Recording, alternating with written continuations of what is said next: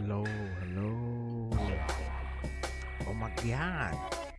Can I get a "you're" in the chat? We're gonna get started in just another moment. Excuse me. We're gonna get started in just another moment. This is drawing session number 100. Very special time, very special occasion. It's very special. We'll be live on both TikTok and YouTube. So join a community wherever you see fit.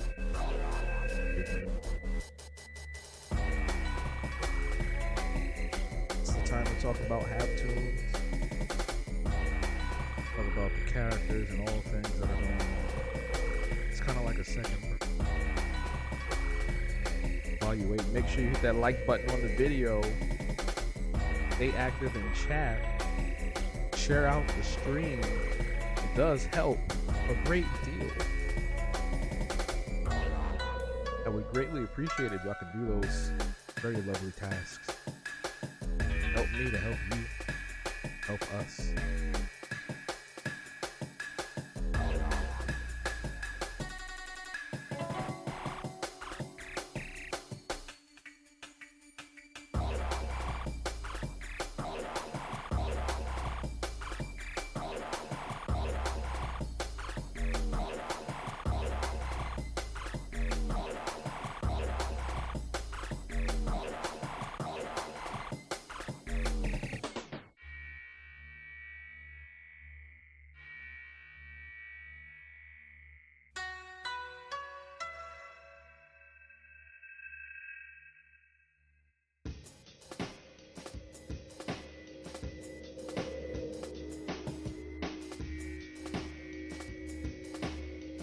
Patch up, patch up.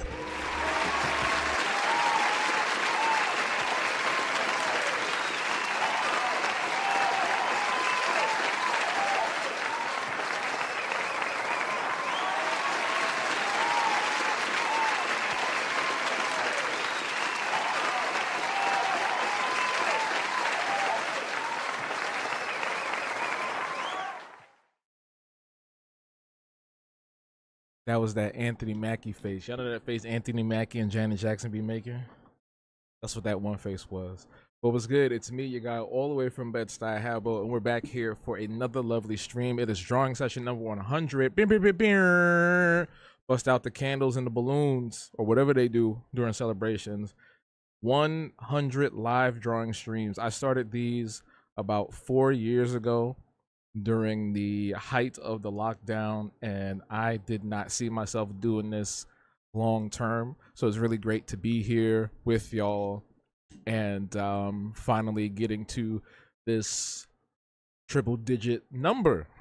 Yeah. So some cool things are going to happen after this 100th stream. There's going to be some new things we're going to be doing for the live drawing, but we'll get to that a little later.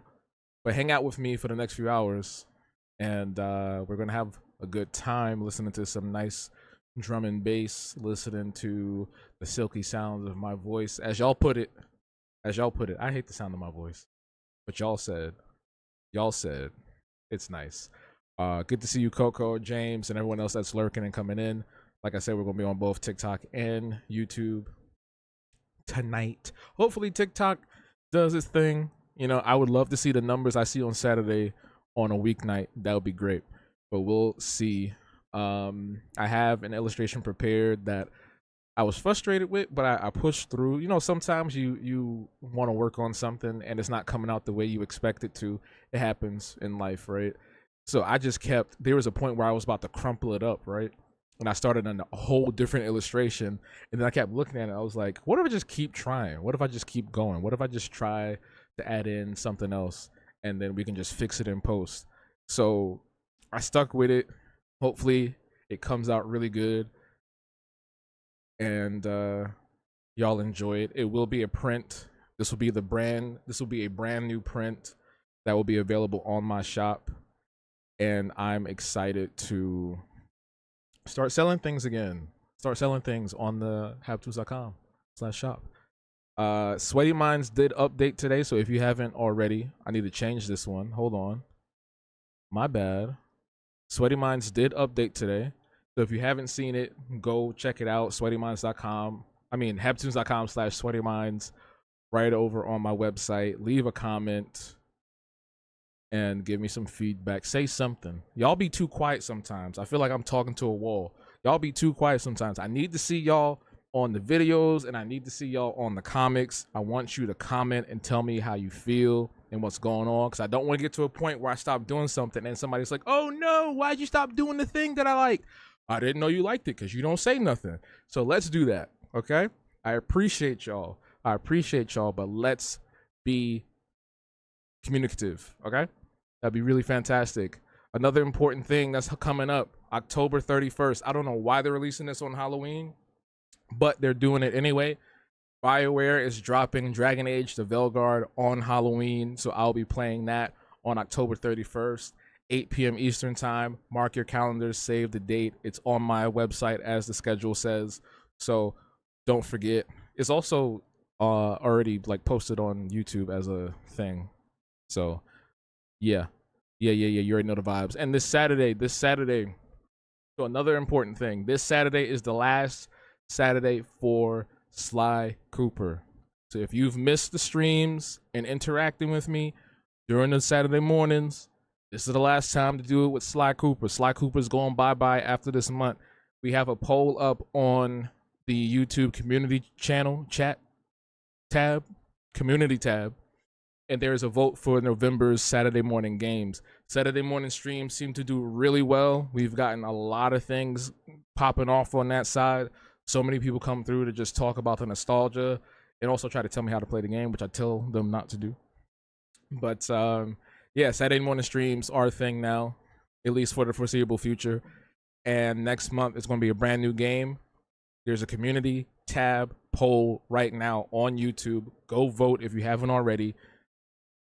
And the choices are Dino Crisis, Jade Empire, and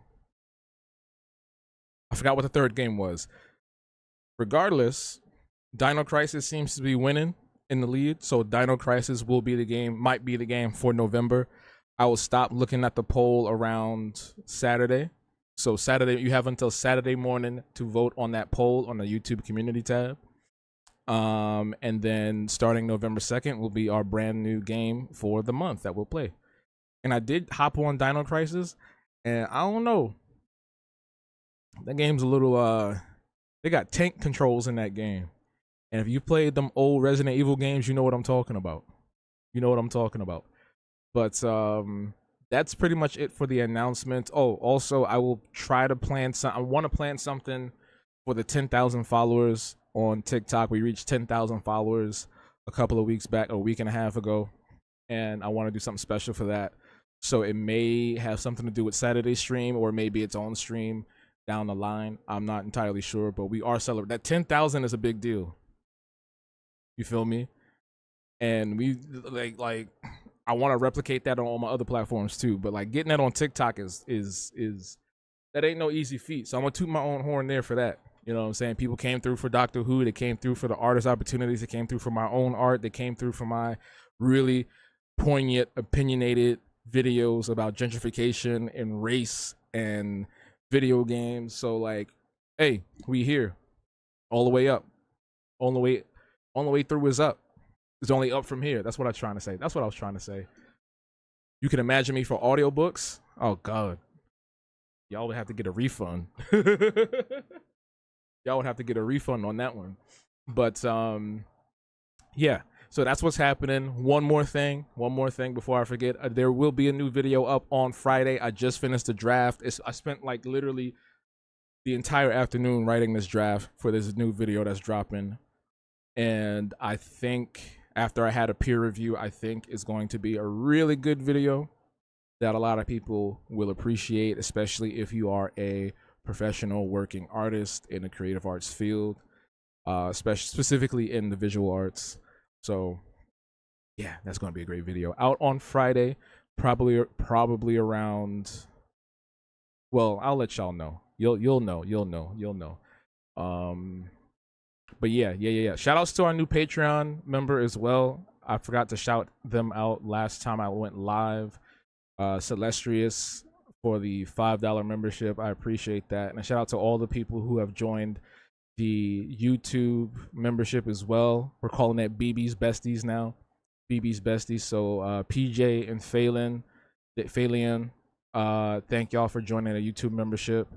And shout outs to all the people shout outs to all the people that have joined the free Patreon membership as well for the newsletter. That's been going very well over the last couple of weeks. So it's exciting to see more people sign up and engage with the newsletter. And hopefully all those opportunities that are posted, they're actually getting some of those, which would be really nice. It'd be really cool if I could like follow up with specific people. Like if people came back and was like, hey, I got the thing that you put out the other day. Because that would be really dope. That'd be really exciting to see. But yeah, I'm excited. It's the 100th drawing stream. I'm about to set up the TikTok live and then we'll jump right into the art. So give me 1 second. We're gonna set this bad boy up right now. Oh, they changed the layout, dog. Yo, they changed the layout on this thing here. Oh my god. Okay, let's see.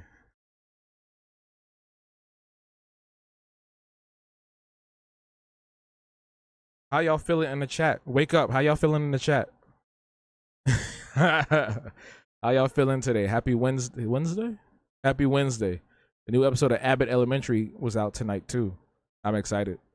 It's been a really good season. And they're gonna have a crossover with Always Sunny in Philadelphia, which is gonna be very interesting because that's a strange ass show. It's a very strange show. But that's one thing I'm watching. And then I started this other show called Time Wasters, but that was like really short. It was good though. Let me get this situated. Okay, this is good. This is good. This is good. You know what? I'm just gonna put this on the screen for that.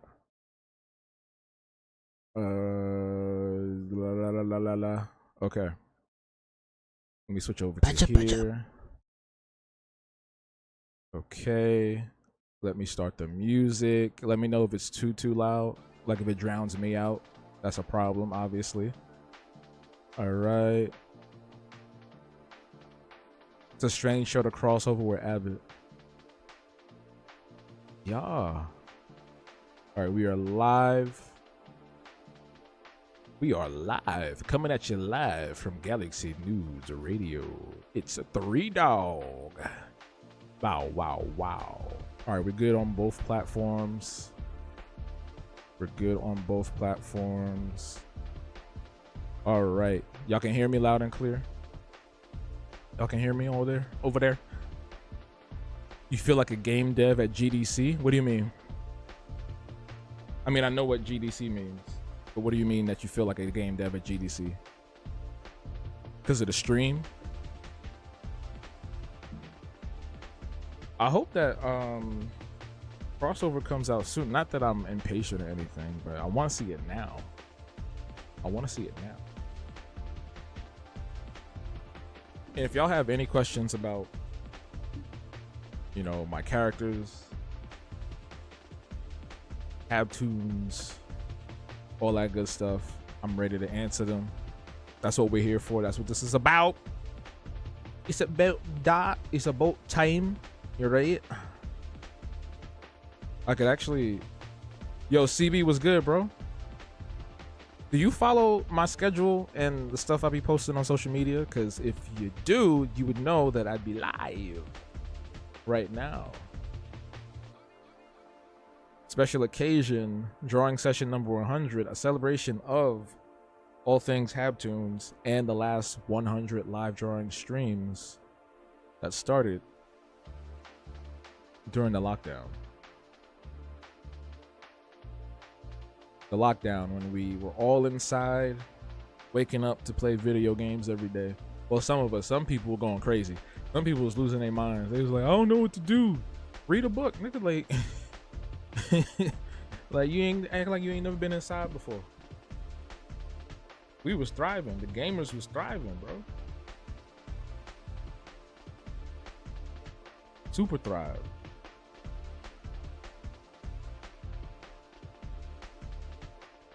I'm not gonna lie, kind of miss it because it seemed like people were a little bit more chill in my area. I can't speak for the rest of the world or America. Nobody was outside. I could skate around without having to worry about nobody bumping into me. You know, it was quiet.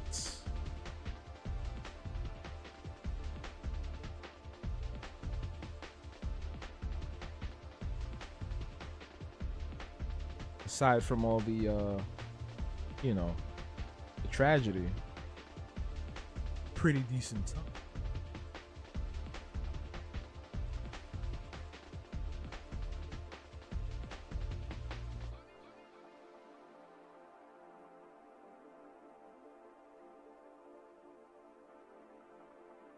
It was a time you decided to join game jams. Oh. Oh yeah. What you call it? Speaking of game jams, Fallout had a presentation today. The first of its kind. Fallout Day. They celebrated Fallout Day. And it was focused on Fallout 76. And they have a lot of new cool things coming to the game. You can play as a ghoul. There's going to be pets. And they're going to have a new raid dungeon that came from a game jam. And it looks pretty dope. They got a lot of new stuff coming. I just wish I had like a really good core group to play with. Especially for that raid that's coming out. Because you need 4 people. I don't want to play with no random. You know how that is sometimes. I got lucky on Diablo 4 doing that Dark Citadel stuff.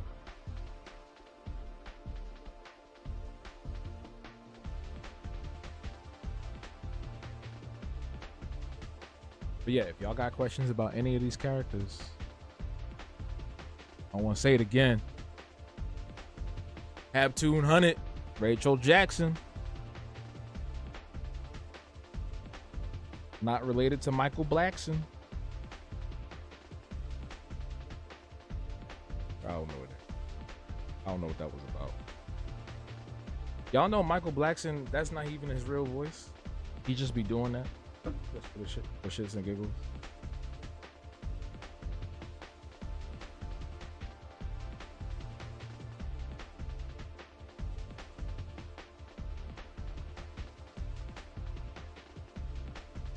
Definitely not related. Don't do him like that. You acting like but now y'all all related because you trying to disrespect Michael. Don't do that to him.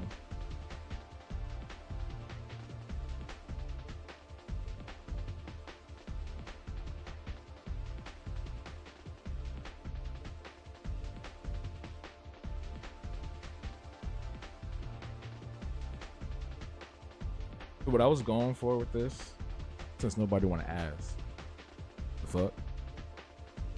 I was going for like this 80s, you know, them old, you remember them old 80s and 90s family portraits?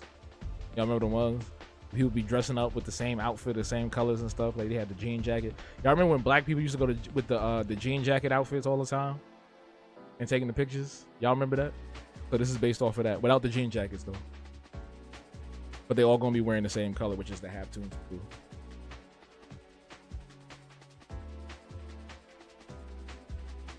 But if you're just joining us, what's good? Hit that like button on YouTube. Tap that screen on TikTok. Let's get some digital equity in here. Some sweat equity. They did love a jean jacket. I'm just gonna keep talking because nobody want to ask specific questions about the characters and shit. I don't know what's wrong with y'all. So anyway, BB actually came from a long line of different iterations. So at first, what I wanted to do, I was like 19 at the time. I was like 19. No, I was in like, no, it's probably like in my early 20s. And I wanted to do like this whole anonymity thing with a mask, you know, like Dead Mouse, Daft Punk. I wanted to do the whole thing where I would like be anonymous and shit, and I would have a mask on.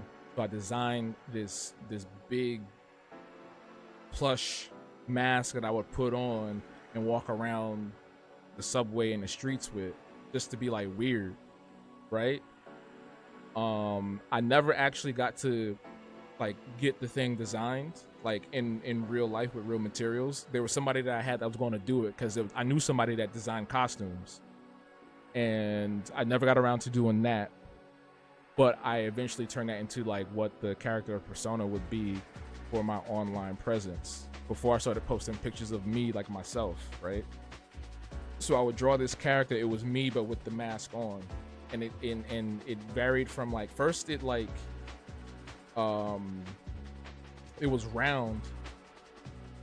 Thank you for sharing the live, 9. I appreciate that.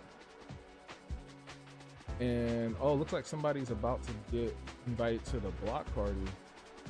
I don't know why Christian Diaz is advertising whatever random code in there. I don't know what he was doing.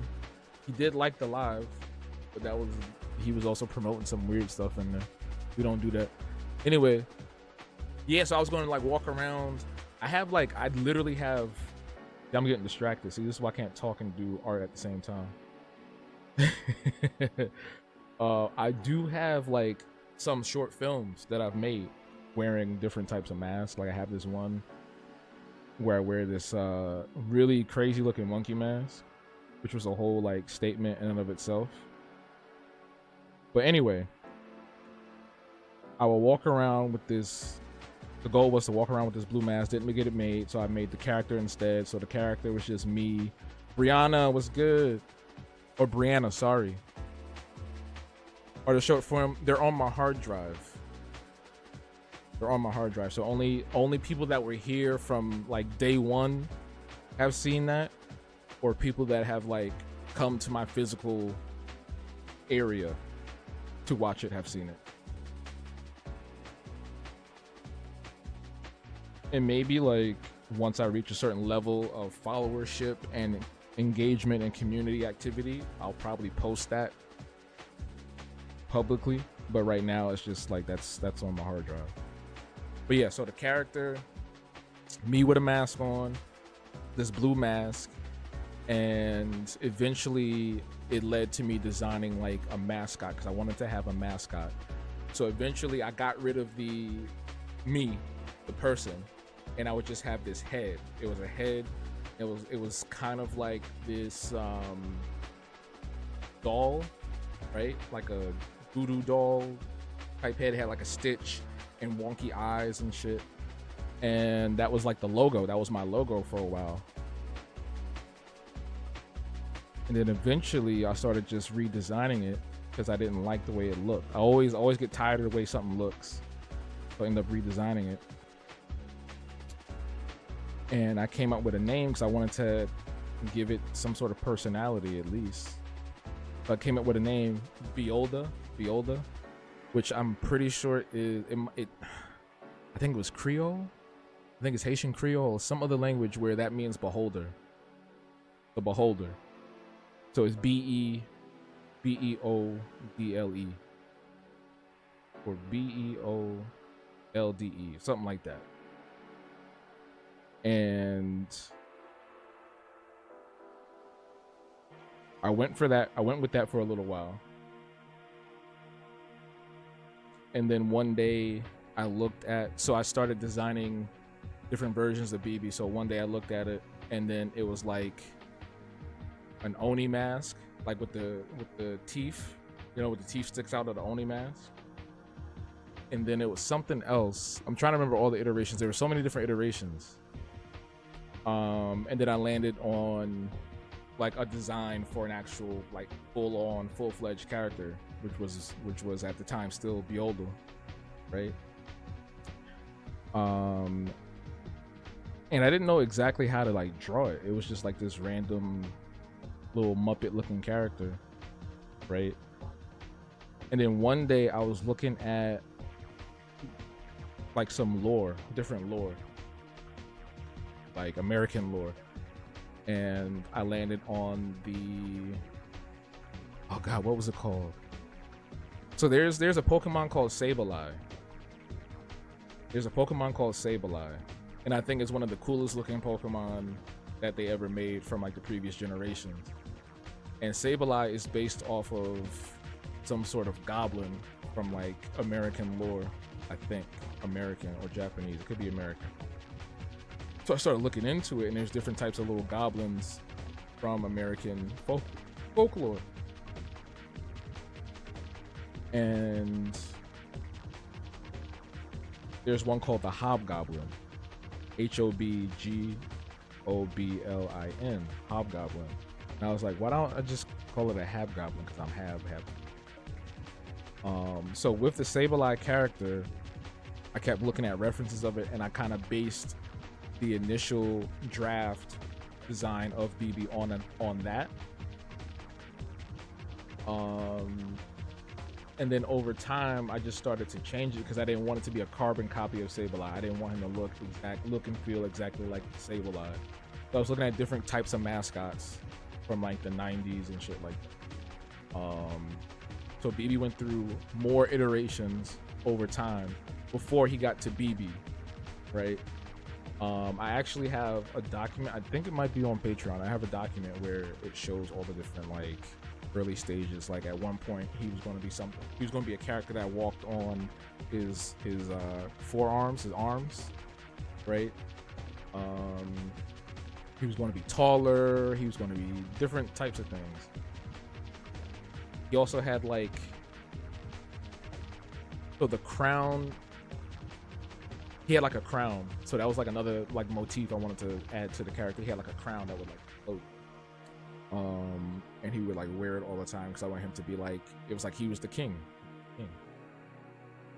And eventually for the final redesign, when I did it the last time, I turned the crown into a gem in his forehead, which calls back to the whole Sableye thing, because Sableye, the Pokemon, has two giant gems for eyes in its head. So that was a callback to that. And then I renamed it BB because I wanted something cute sounding, something short and sweet, because Beolda doesn't sound like it rolls off the tongue. That's not something that the average person would be saying or have easy to say. They barely are able to pronounce regular as black people's names. How they gonna be walking around trying to pronounce my random ass character mascot name? So I settled on BB, and that's where we are today. That's like an abridged version.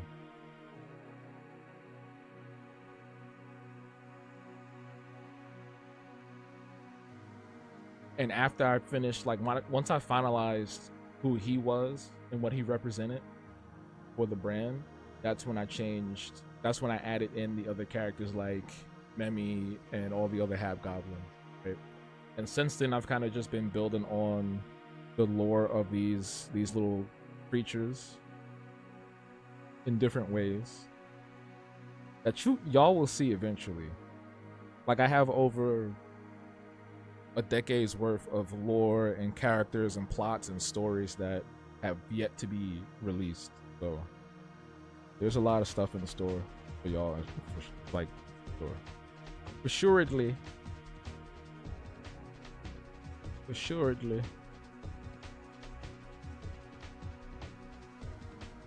And finally, somebody asked the question, what does BB represent to me? BB represents freedom in the sense of like creativity and imagination, right? He's a carefree character. He's also very helpful. You know what I mean? He's a good egg, as they would say, right? There's no ill will in his body. He's just a good person, thing, creature, whatever you want to call him. He's always there to help. He's here for the community. He's there to, you know, put a smile on your face, help you through your struggles or whatnot. But he represents freedom. He represents community. He represents joy. You know, that's what he represents. And that's what I want Habtoons to be about, right? We're putting out stories that are intense. We're putting out stories that will have you think, but at the end of the day, I want that to be a reflection of joy, or how we get to joy, or how we experience joy in different ways. You know? Because that's what art should be about at the end of the day. Creating conversation.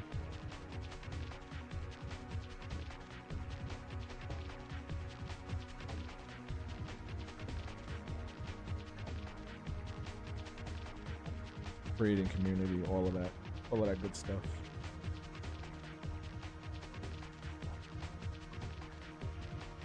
Ooh, it's been a minute since I've drawn Ethel.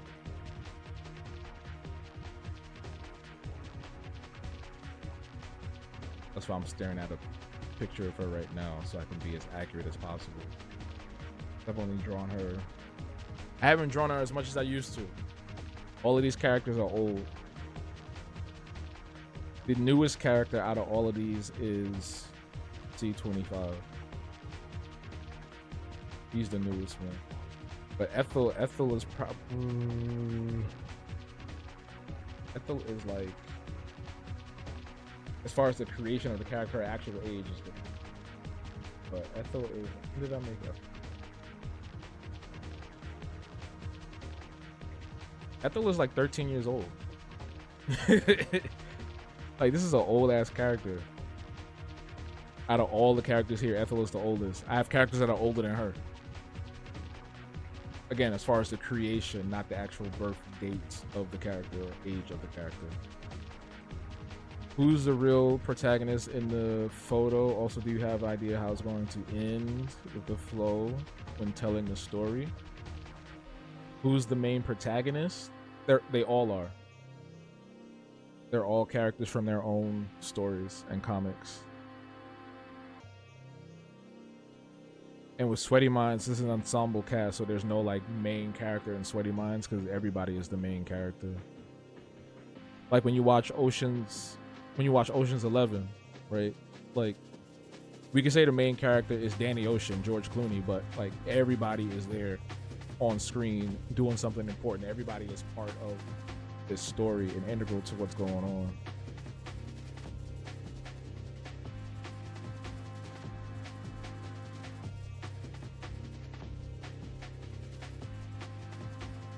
I think her nose might be a little wide. Maybe. And as far as me knowing when the story's going to end, yeah, I already know how everything's going to end. I've been planning this for over 14 years. So I have 14 years worth of notes, stories, sketches, drafts, all kinds of shit. This has been building up for a long time. So y'all only see like the very tip right now. A lot of y'all only see the very tip of the iceberg of what has been done, what's going to happen, and what will be. What has happened and what will be. It's all connected to, like, there's going to be an end. It won't be a point where it's just like I'm making more stuff just because, right? Like, we will say goodbye to some characters, we will say goodbye to some stories. It's not going to be like a thing where you know what I mean, that you see in like mainstream comics and media where they keep bringing shit back, they keep bringing people back, like, oh, didn't you die in season 2? Oh, I'm back again, and then they kill the character off, and then they bring it back again for season 22, and it's like, oh my god, bro, like, how many times you gonna kill this nigga and bring him back? Looking at you, Supernatural. Looking at you, the Arrowverse. Yo, the Arrowverse was, CW shows, the CW fictional shows were probably the worst perpetrators of that. In this family photo, I love these questions, Rachel. Who's going to be going on the cousin walk? That's Ethel. Ethel is the one that's going to be down for whatever, right? How far did you get in Time Wasters? Because I'll say this, the character from Time Wasters, Lauren, is pretty close to how Ethel is, right? It's just like does whatever she wants, says whatever she wants, likes to fight, doesn't really give a shit. You know what I mean? Like that's the vibe that Ethel is.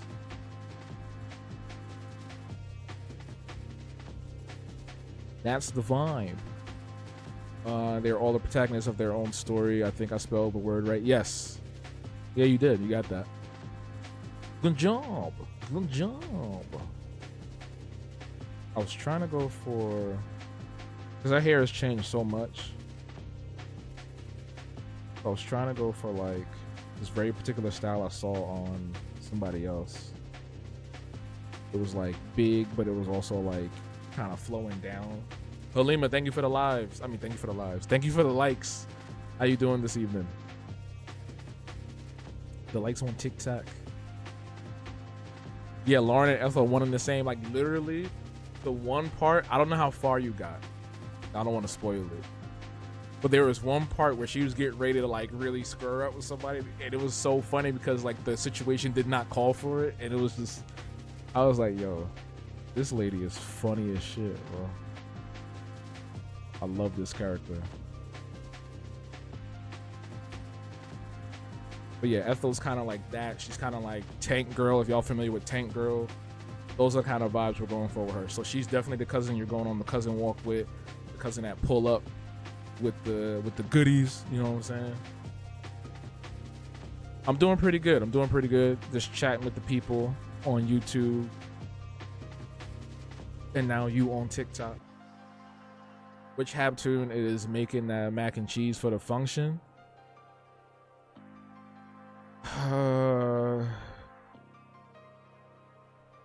None of these niggas can cook. I ain't cool. None of these niggas cook.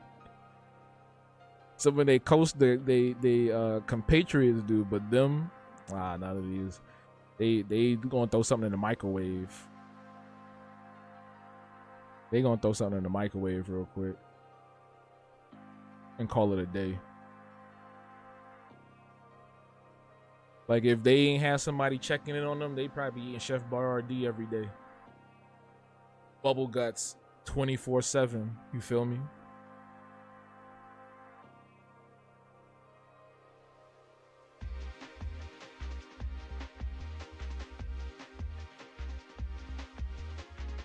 How's this coming out?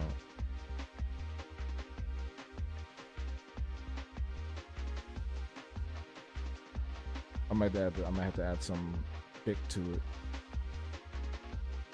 How long does it usually take to create a piece? It really depends. On average, if I'm doing something like really elaborate or with like multiple characters, it could take half a day or like a couple of days if I'm not distracted or anything else is coming up. But yeah, it really just depends. Sometimes it'll be something quick, like it'll take me like maybe a couple of hours.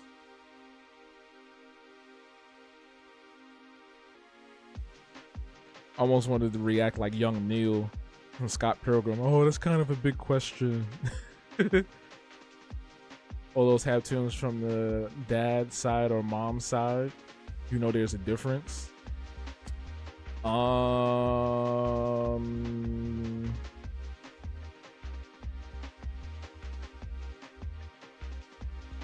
Ethel has a complicated situation with her parents. And then the rest of them, we don't know. That's cool. Thank you. I appreciate that. James, thank you for coming through. Have a great night. Have a great night. Yeah, once the Epic Ethel comic comes out, y'all will see more about that. But she has a very complicated relationship with her parents, specifically her mother. And I think that's going to be a very interesting story.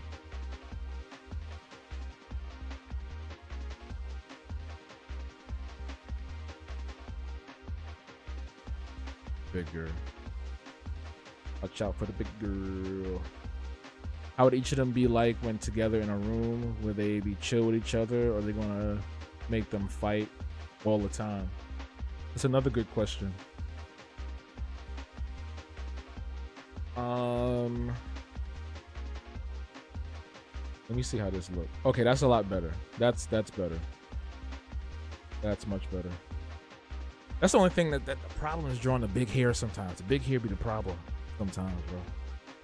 So if they was all in a room, if these people, so this one is me. The one in the middle is me. So I'm not fighting nobody. I'll let y'all in on a little secret. I'm gonna let y'all in on some lore really quick. So Ethel and homie down here got a thing going on. Okay, so they cool. They be kissing on each other. Joanna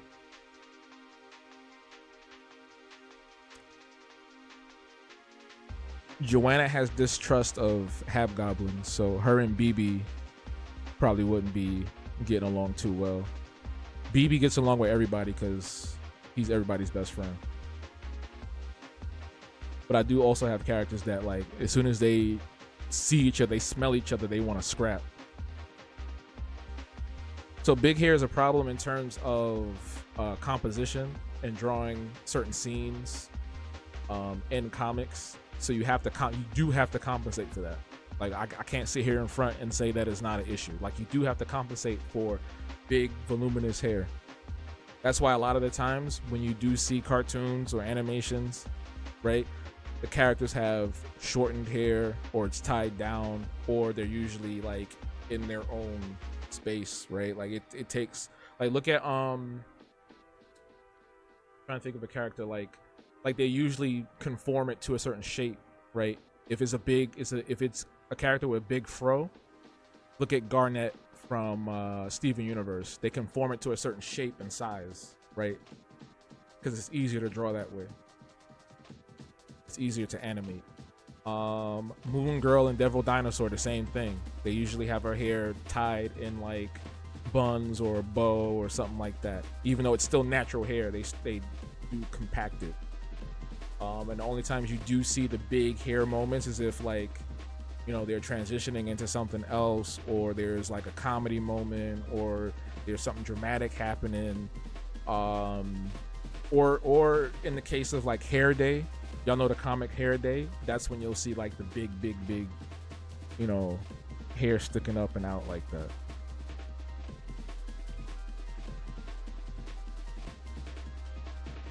So that's what I mean by, like, it can be tedious. It can be tedious.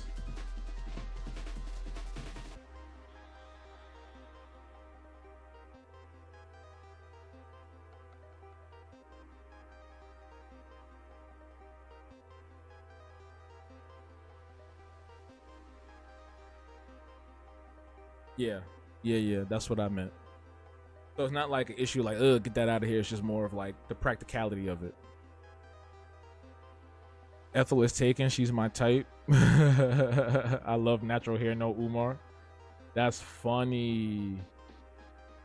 That's funny. Yeah, nah, it's funny. What's interesting is that, like, I never really thought about doing relationships before. Up until like maybe the last year or so. Like, I'm gonna be dead ass. I'm gonna be straight up with you. Like, I never thought about that until recently. So now I'm thinking about different dynamics in terms of like characters, sexuality, their relationships, things like that. Because it can add really great story elements. And it could just be a fun dynamic to have like a couple and then other characters in the scene, and it's like, look at them being all, you know, and a couple's like, oh, I'm sick of y'all. Like, think about classic sitcoms like Martin, right? Or My Wife and Kids, where the couple does goofy shit together and they're just like in their little bubble. And sure, you can do that with best friends, but it's different when you have like a romantic or sexual partner. It adds a different element and dynamic to everything, to the whole story. Even with, like, think about Insecure, the different times or different partners that Issa had throughout the series, you know, whether it's her and Lawrence or her and Daniel or her and whoever, or even Molly and so on. So, you know what I mean? So it's great. what other character elements are harder to capture? Physically. So if you have a character that's like, I'll put it this way, anything that's like hyper detailed is going to be hard to capture all the time. You're gonna end up losing quality or finding shortcuts to change up how it's drawn or animated. If you watch any cartoon, any animated series, whether it's 2D animated or 3D, a lot of the times those characters are going to be in big simple shapes. You're not going to see a lot of heavily detailed jackets and things like that, pants, jewelry, because that takes a lot of time to put together every single time, for every panel, for every frame of animation. For animation especially, it's going to be very difficult. So when you do see a show that puts a lot of attention to detail, please clap for it, because them people are probably tired as hell. No, they are tired as hell, overworked, and probably underpaid. Like, for real, when you see something that is like incredibly dynamic, that means they really like went crazy and had no life, right? Like that's the level of detail you can access when you get to that point. But otherwise, like, it's typically like very simple things. Like, anybody will tell you, anybody worth their salt will tell you, do not add extreme details in your character designs, because it's going to come back to bite you. Unless you're doing like a regular ass illustration and you're not coming back to that character ever again, cool. But if you're doing a comic, anything that you're going to be doing repetitions with that character, is going to be a bad idea. Just look at all the classic Hanna-Barbera cartoons. Look at their designs. Very simple. Big, flat shapes. Shaggy, Scooby, Fred, Barney, Evie or Evie. Thank you for liking the live. I appreciate that. Like, it's big, simple shapes. And that's why you didn't really see characters change clothes a lot too, because they needed time to get this shit out. They need to get them episodes out. You know, nowadays you see different designs and things like that. Even when you look at more complex shows like Avatar, right? Or you look at something from the Japanese market like Dragon Ball Z or Death Note or whatever, My Hero Academia, they got big pads on, big shoes. You know what I'm saying? So that's to answer your question, Rachel. That was a long-winded one. That's one of the elements that can be a little bit more difficult to also get into. My bad. I was long-winded on that. I was bad. Oh shit. Got carried away. Got carried away. I like these questions though. These are some fun questions. And I appreciate you noticing. Now he got a crush on my character. There was somebody that had a crush on one of my characters years ago, and they was going crazy. They was like, "Ooh, this is my type." Man, I felt weird because the character was like. So Epic Ethel started out as a comic strip where I was trying to practice doing comedy, like weekly comic strips years ago. And I didn't really know what I was trying to do with it, the direction I was wanting to go in, because I changed it so many different times, so many different characters and things like that. Also dealing with my own identity as a black person in the creative art space and things like that. And at one iteration of the cast, there was an Asian character who was hyper intelligent, that was a young character that transformed and turned into an adult overnight, and also became, I don't know if I can't say this on TikTok. I'm gonna spell it Nudist, right? The whole concept of the character and the story was kind of like how kids are like forced to grow up really fast, and then they kind of lose a sense of themselves because they're trying to be like this super adult or whatever. And there was a guy that used to follow me, and he was obsessed with this character, and I thought it was really weird because technically this character is very particular. And yeah, he was just like really like weirdly obsessed with her. I'll say that. And I had to get him out of here.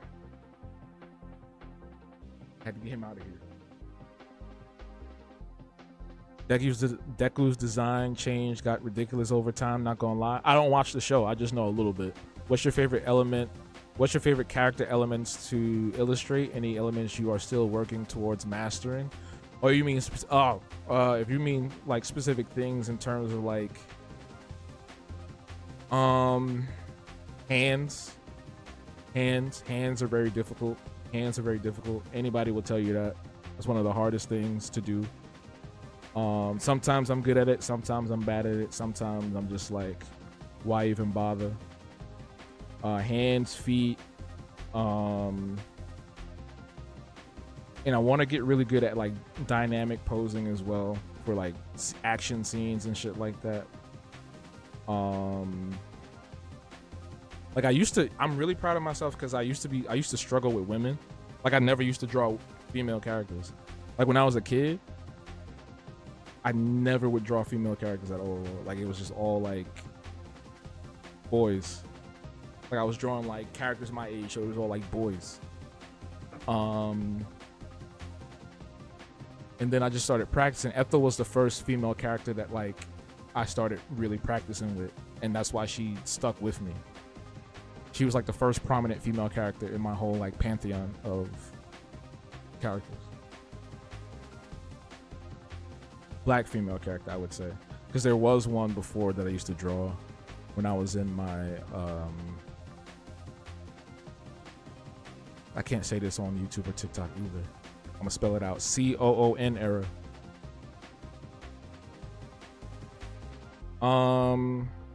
New-ish. So Ethel came out in 2011. So 13 years.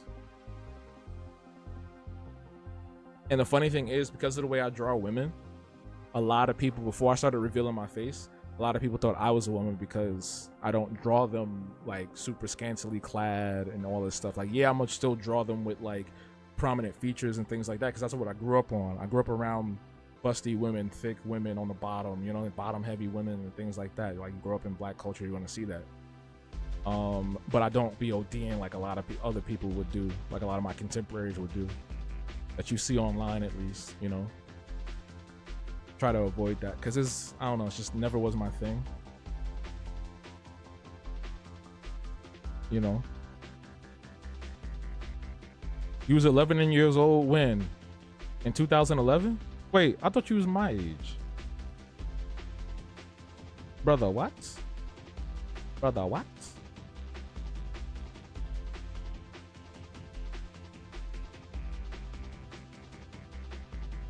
Yeah, I'm definitely not finishing this tonight because we talking. But this will be up as a illustration in print for sure, for assuredly. But yeah, Epic, Ethel. So like each character that I have stands for something. So you got BB, who is just like the playful, joyful mascot type character who's cool with everybody. Like, think Mickey Mouse, think Moogles from Final Fantasy, think, you know, whatever little mascot. Kirby from Nintendo, you know, things like that. Then you've got Ethel, who is, you know, an anti-superhero superhero. You know, she fights against gentrification. She's all about you know, tradition and community, protecting and preserving culture in a way that does not let it slip into the wrong hands, right? Then you got homie down here who's, you know, about mental health and self-worth and learning about loving yourself and learning to depend on yourself in ways that you wouldn't be able to if you don't go through a certain process to improve your mental well-being. And then you got Joanna, who's part of a cast of characters that also are about mental health, but more of an external sense. So this is mental health in the internal. Sweaty Minds, Joanna, and that cast is all about the external in addition to the internal. How we see ourselves around other people, how other people perceive us, and how we try to make space. make space for others while also making space for ourselves and learning how to navigate all of that, right? The anxiety, the depression, the nonsense of everything that's going on, you know. And then there's me. That's just me. That's just me. I'm just whatever. I'm in my early 20s now. Speaking of age, how old are your characters? So I think they've been aging up as I age up. As of right now, I think where they're at, they're gonna stay. So Ethel, I would say she's like in her late 20s. Before it was like early to mid 20s when I was in my early to mid 20s, but I think right now I'm gonna put her around when I redo all the ages for her cast. It's gonna be like late 20s. He's in his early 30s. We don't know her age, but it's presumed like mid to late 20s. Because one thing you don't see is a lot of characters in cartoons and comics that are older. Usually it's like really young characters, you know, early teenage to early 20s. You don't see characters that are in their 30s, like protagonists at least, that are in their 30s, 40s, and up. Even in fiction in general, in media in general, you don't see that. And now that's become more of a thing. You see more characters that come from that age group. Like you saw Annalise Keating in How to Get Away with Murder, you know what I'm saying? You've got a lot of the characters in Insecure who are in their like early to mid 30s, you know? Because even shows like Martin and all that stuff, they was in their like 20s doing that. They was young. Those characters were young.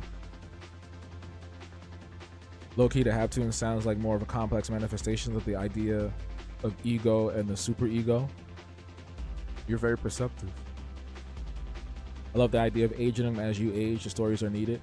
Yeah, I think that's important, right? Like, obviously, I still want to have youthful characters in the sense of like younger characters, but I think as I age, it doesn't make sense for me to write for like teenagers. Like, yeah, I could write a kid's book and teenage stories and stuff like that too, but I think for me, given our generation and where we are, like, it's really important to also still tell those stories as well, you know?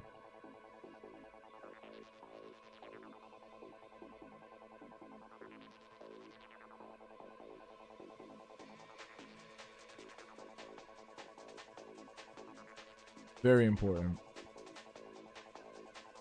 What Nino Simone said, art should reflect the times. I think that can go for anything. Could be that goes for politics, that goes for your own life, that goes for the things you experience externally, you know?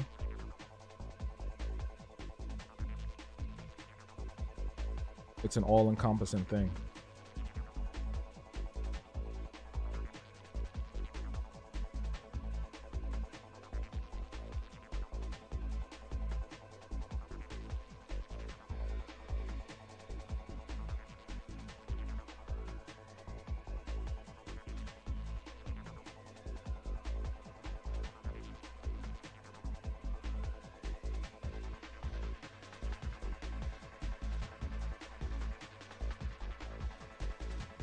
Y'all already know about the Sweaty Minds story. You already know about Unit 333 story, and those characters as well. Both of those came from my own mental health journey. Y'all know that already. So I'm glad to share more about like Epic Ethel and just in general like what I've done.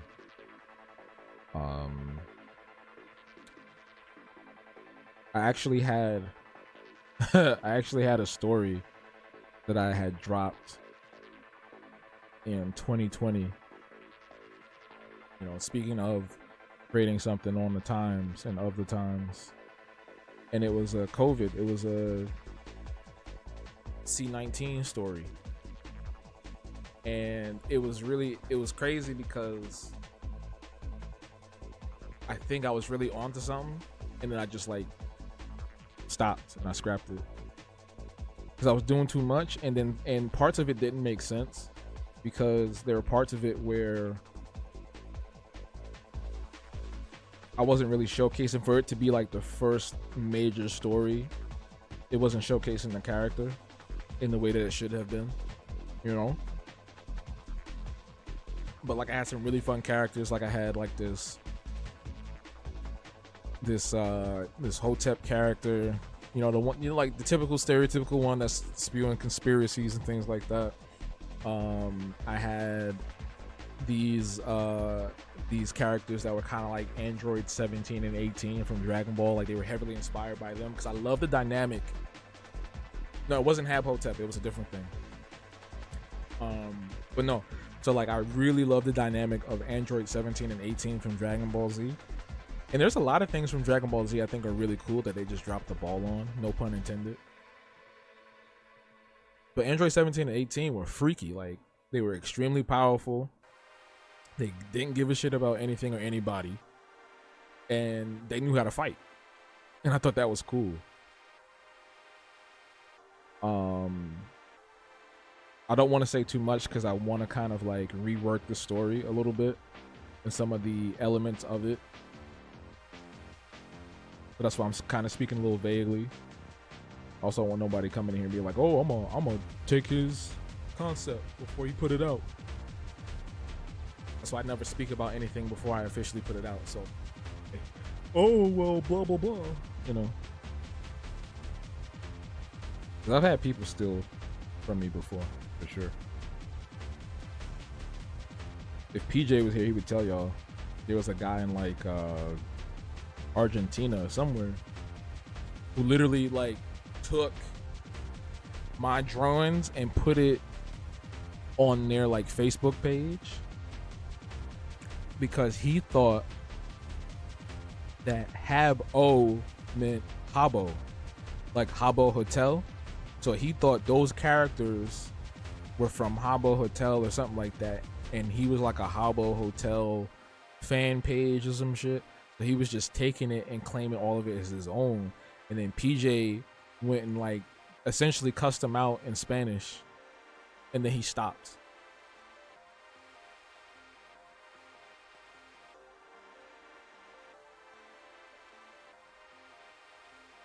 It was funny. It was weird, but it was funny.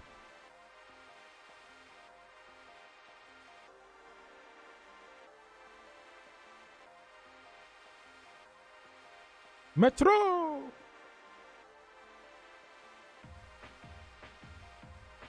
Get your whole ass up and make some drums, nigga. I don't know why that popped in my head. Metro! Metro! I ain't gonna lie, bro. Nah, y'all can say whatever y'all can about the whole Drake and Kendrick beef. He definitely lost. But that little kickback he had on Metro, where he had the mariachi band singing about Metro booming, that was funny as hell. That was funny as hell. Like, imagine somebody being that mad at you and petty enough to pay a mariachi band to sing a diss record about you. Nah, PJ definitely was the MVP then, for real. The funny thing is, this man don't even know Spanish. He was using like Translate. This was, and mind you, this was early 2010s. So the accuracy was probably way off, but he got the message through. He got the point through.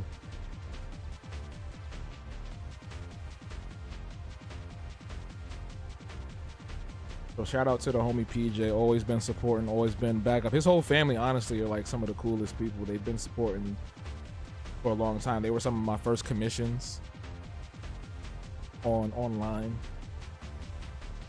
His dad has showed up to like one of my exhibitions. I don't think I met his mom in person. I did. No, I did meet her in person. No. I did. They both was up here one time too. Yeah. And we hung out a little bit.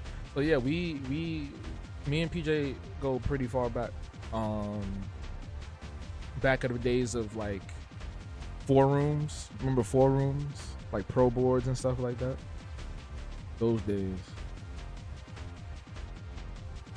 Those were the days.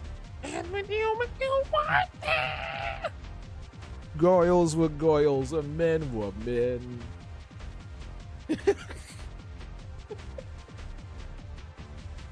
Oh god.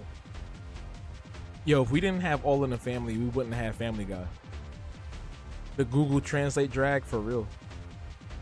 You over here thinking PJ's bilingual? I should have shut up then. 4 flats on the Cadillac. Mister, we can use a guy like Hoybert Hoover again. Which Habtoon would you want to go run for prez? Out of these people? These niggas dangerous. Ethel. I think Ethel would be a decent third party candidate.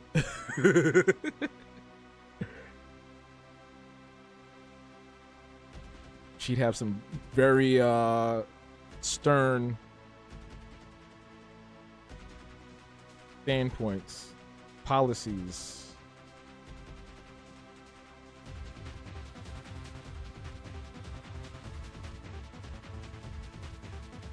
I'm watching. Metro. That's still stuck in my head. Vote for Ethel. You just gave me an idea. A story about Ethel and Eric Adams. Mayor Ethel. I'm gonna write that down right now in my notes.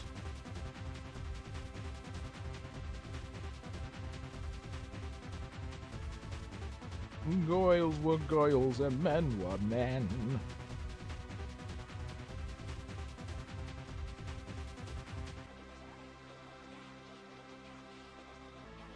But yeah, no, I got yo, like, it's so funny because I have so many things that used to exist online that don't anymore. I used to post a lot. Ethel 2024. The Reckoning. Ethel versus Eric Adams. That's crazy. His earring. Shit. Yo, screw Eric Adams, bro. I'm telling y'all, go watch that Illuminati video about the Eric Adams documentary, bro. I'm telling you, I learned a lot about him that, like, I already was kind of side-eyeing him for a while, but like now that I know like some real information about him, like his real business, like what he been standing on since the 80s, 90s, bro. And it's funny because him and my ex was like friends. That's the crazy part. That's the only reason why I was cool when I heard that he was running for mayor. But I ain't know that he was a dark and twisted dude. I ain't know that.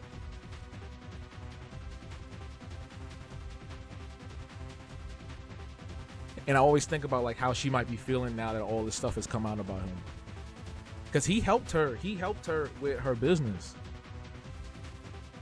Like he helped her with her business. Like they was cool. Like they was cool.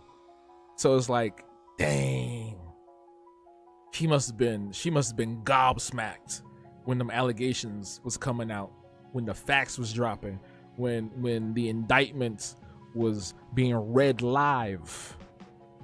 Okay? He was probably going through it like, no, not my best friend and compadre, not Eric Adams. No, she didn't sound like that. No, Eric, how could you? No. That's awkward, right? His head is too shiny. I ain't mad at a shiny head. It's just, where your morals at? Where's your morals at? Where your morals at? I wake up every day is a daydream. Everything in my life ain't what it seems. I wake up just to go back to sleep. Oh shit.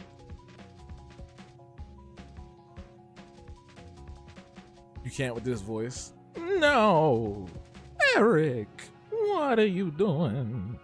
How could you? No. You've dishonored us. Yo, I'm about to close the TikTok side because they sleep over there. I'm just gonna focus on YouTube.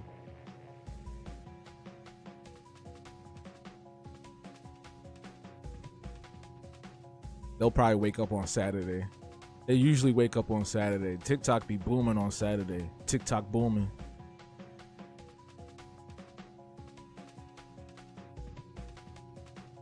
All right. Not that I was having a problem focusing on both chats anyway. What's a shiny head? We just talking about a bald head man. Our mayor. My mayor. Not our mayor, because none of y'all niggas know him. Y'all got your own mayors. Chicago. Who's Chicago got? What happened to Lori Lightfoot? Where'd she go? I liked her because she was when she had that spread. Yo, when she had that spread for Thanksgiving, I was like, ain't no way, bro. What is going on? This is what happens when you ain't she married to a white woman? This is what happens when you date white people. Your spread be looking like the what do you call it? Oh my god. Damn. What's that thing called?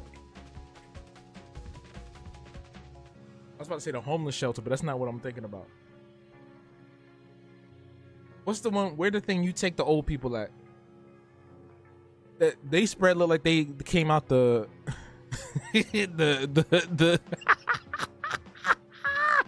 Yo, she had the nerve to be at the table talking about, look at our spread. They said they had the nursing home spread. They had the nursing home spread. Thank you. They had the nursing home spread. The smorgasbord. Yo, there was nothing smorgasbord about that board at all. The hospice is crazy, CB. Damn. She thought she had the smorgasbord ready. She's had them grapes. Wait. Wait. I'm so tempted to put a picture of that on the stream right now. Oh my god. Yo. Yeah, I tell you what, man. Yo, no matter what, a black person in charge gonna make you laugh one way or another. A black person in charge gonna make you laugh one way or another, bro. They had Obama was in Detroit over the weekend, him and Lizzo, and he was rapping bars from Eminem's "Lose Yourself." I was like, you gotta sit down, fam. You gotta sit down. I get it, but you gotta sit down. The charcuterie board. The charcuterie board.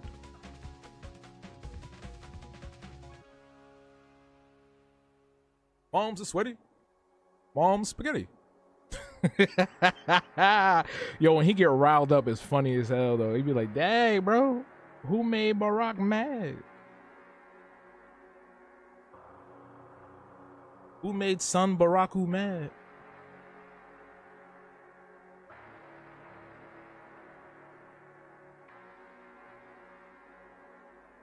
Krillin? I think.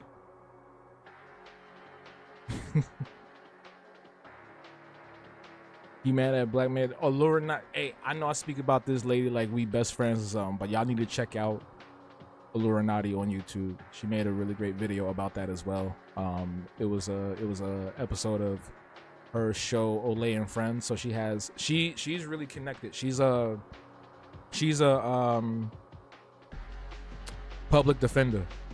Like she works in like law. Like she legit is like in that world, so she knows it. But she's connected with a lot of people, and it was a really great discussion about all of that. Like I love her stuff. I learned a lot about politics through her and like her affiliations and things like that. So that's what I enjoy the most. I mean, once I saw her on the Breakfast Club making Eric Adams sweat like a pig, I was like, yeah, nah, I'm rocking with her.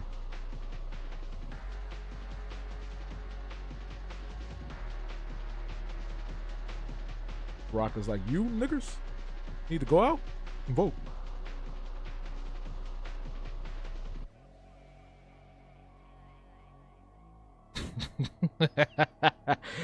Ah man, I still can't get over Lori Lightfoot food, bro. I need to see Lori Lightfoot need to put out a food picture every year for Thanksgiving. That's what I require of Lori Lightfoot. I think she needs to become a social media influencer and just showcase her food all year round. Start a cooking show, her and her wife. Then you get all, matter of fact, get all the interracial lesbian couples up there. Get Raven and Homegirl up there too, and then you can just do a cook-off and see how wild they be eating when they behind closed doors.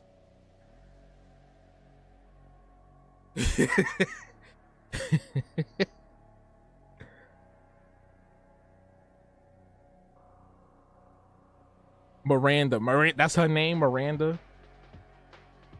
Miranda writes, this is a lovely idea. I'm looking forward to Raven. Somebody call Raven right now and tell her to start this up. I used to have it bad for her when I know that already. I used to have it. Bad times at the El Royale. Get her, get who's the other one?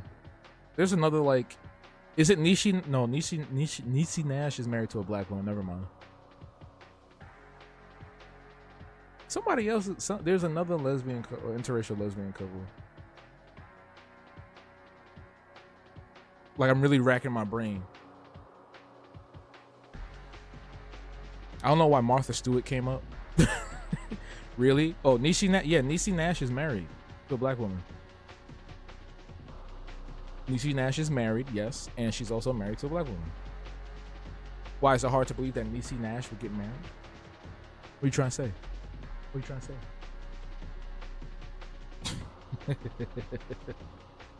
You out the loop? Hey, you know Miranda's name, so I'm the one out the loop. Okay? I don't be knowing stuff until it comes across, somebody say something to me, or if I end up watching a podcast and they talk about somebody. I don't be knowing nothing. I don't be knowing nothing.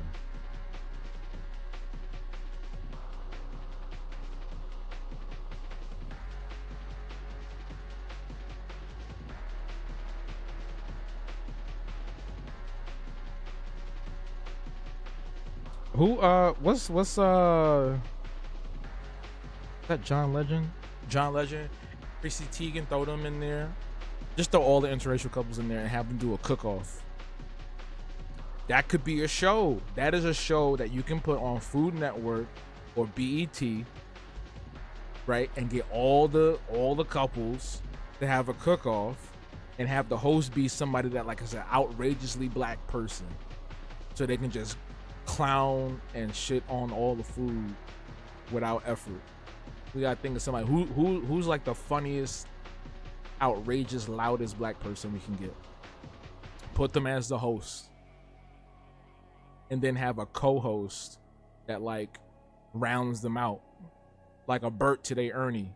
You feel me? Lunel, right? You get Lunel, and they just go crazy. That would be a reality TV show that could work. It's harmless. There's no violence. There may be some stereotypes, but they're not extremely harmful, like them other reality shows that we see that have us up there wilding. You know. You were struck with the Disney disease. I know too much about old Disney stars. You do. Me too. Actually, I know lore. Do.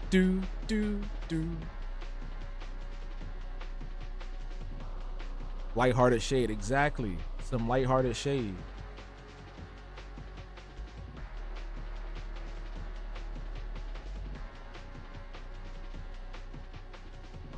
Oh my God, you have guest judges up there. You get Snoop and Martha Stewart, because you know they best buddies now. You know.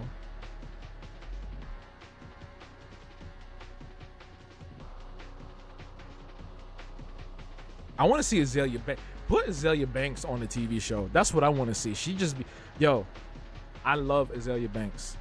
I think she needs some help, and I think that she needs better people around her. But I also think that through all the craziness and her uncouthness, there is a lot of truth that she has coming out her mouth. Okay? but get her on a show to judge something. Oh my god. Hey there. Oh my god.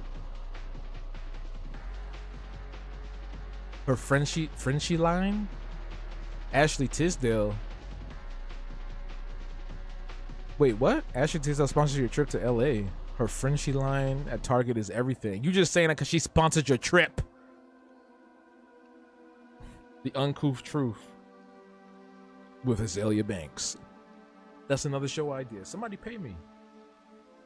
I need to be in TV, bro. I'm telling you, that's where I need to be. The Uncouth Truth with Azalea Banks. Coming up next, right here on Disney Channel. do. They had that girl so off that network. Fashion, you can say supercalifragilisticexpialidocious. Okay? You'll be gone. Not even there, one syllable coming out her mouth.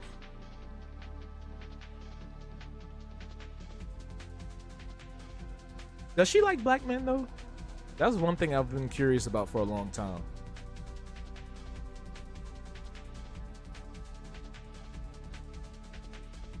Like, does Azalea Banks like black men, and not just on like a sexual or romantic kick, but like just in general? Does she hang out with black men? If they're not talking smack to her, I think she does. Okay, I've been curious about that for a long time because I ain't never seen her around nobody. And the one music video where she had like a dude in there, the 212 video, it was some white dude.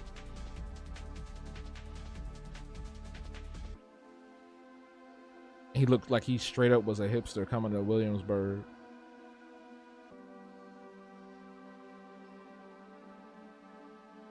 I can't be the answer. What you gonna do when I am in there? When I premiere? Maybe gay black men. I don't even know about that either. Like, I never see her around any black people. Now that I think about it.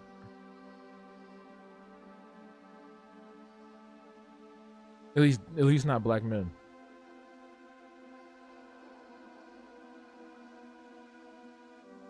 Which Habtoon is listening to Azalea Banks?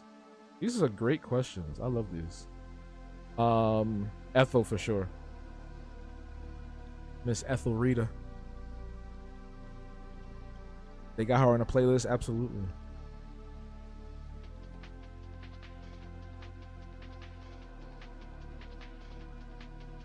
Absolutely, no doubt about it.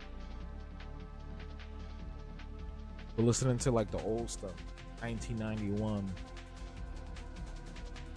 You know,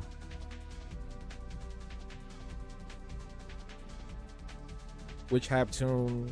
What is each Habtoon's favorite artist? Ooh, that's a good question. These are great.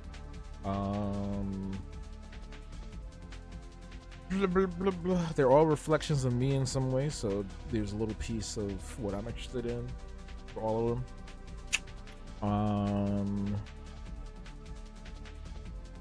Ooh. Y'all ever hear people do Jennifer Coolidge's voice? So strange. Ooh. But yeah, each artist, an artist for each one of them. This has changed over the years. So let's say like right down here we got MF Doom.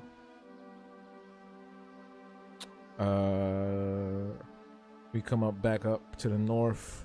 Let's say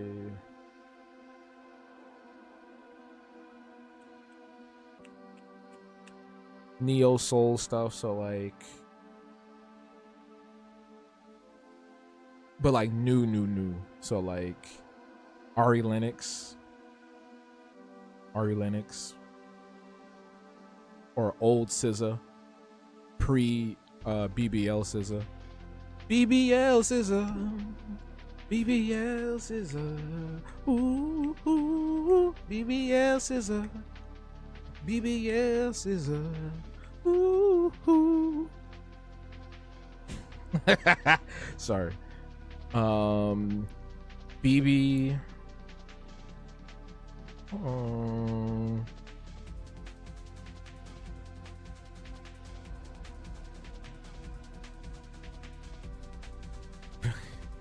BBL SZA is crazy. BB likes to listen to cartoon intros because that was like his when he came to our world. That was something like he loved watching cartoons and stuff. So cartoon intros, he'll listen to those. But he's open to anything. And then Joanna, I would say a lot of trance, EDM, maybe some dub techno, like ambient. Yeah, because she's cyberpunk. Which of each Habtoon's favorite companion of the Doctor? That's very specific. BBL SZA, BBL SZA. Ooh, ooh. I used to love SZA, man. Sorry, I just had a thought flash before my eyes. You know, there's a universe. Never mind. I was gonna say something else. Companions. Their favorite companions if they were to watch Doctor Who. If they were Doctor Who fans. Ethel, Martha Jones, BB. BB will just like whatever everybody else likes. C25, C28. Bill, Joanna, K9.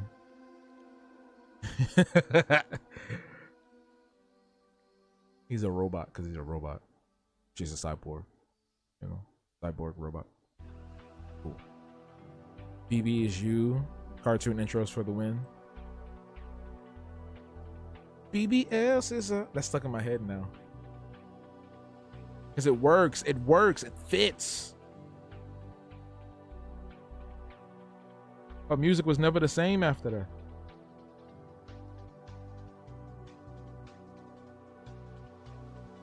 I think for me, the decline in her music was not her decline in music. My decline in interest started at Control.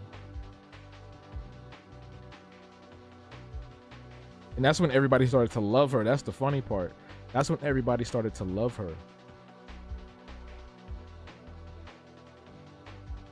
They wasn't thinking about SZA before that. I was there when Babylon was out, okay?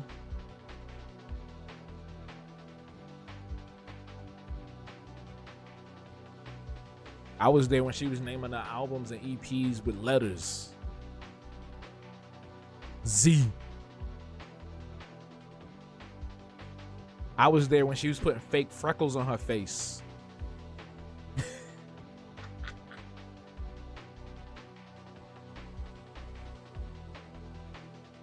Downloading her mixtape from Tumblr. We never got an A because they took her. Industry got her before it was too late. They got her before it happened.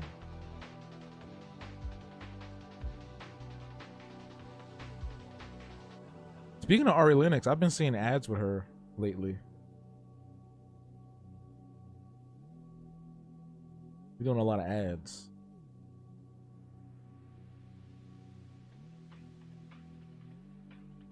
Jelly shoes? What the hell are jelly shoes? What's that? What's a jelly shoe? I'm jelly of your shoes. I'm so jelly. I don't think you're ready for this jelly. I don't think you're ready for this jelly.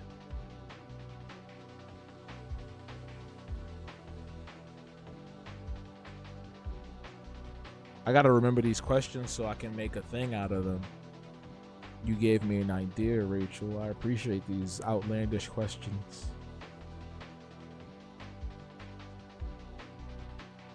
Do do do do do do. 90s jellies, they were cute. You still, what is that?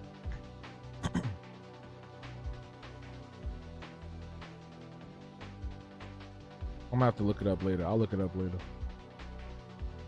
I probably already know what that is. I just don't know the name of it. You still wear jellies?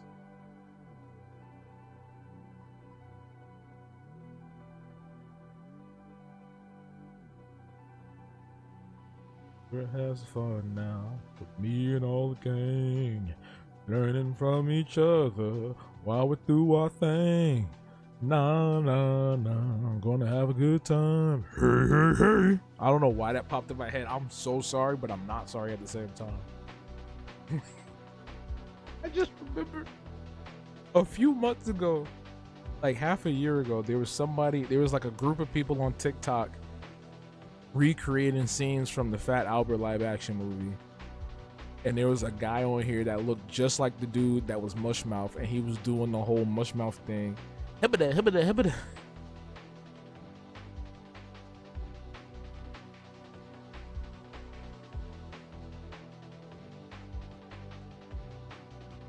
Hey, hey, hey. Hey, hey, hey. It's Fat Albert. That thing was big too, bro. I'm a critique and still enjoy. What was wrong with Fat Albert? What happened? Because he was fat?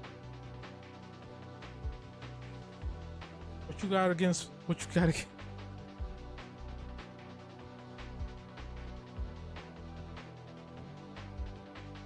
Leave my boy Al alone. Okay.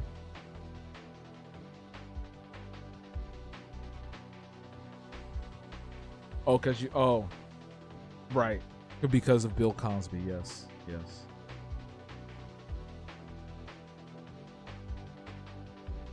Are they though? I still see people talk about the Cosby Show. I saw somebody talk about the Cosby Show the other day and how that influenced a lot of the HBCU craze of the 90s.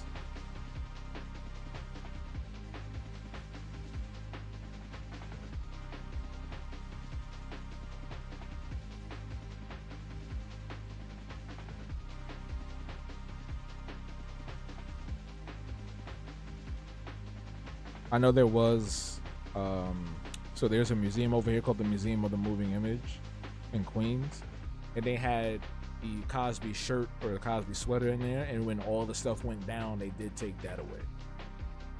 I don't know if they threw it away or they just put it back in the vault.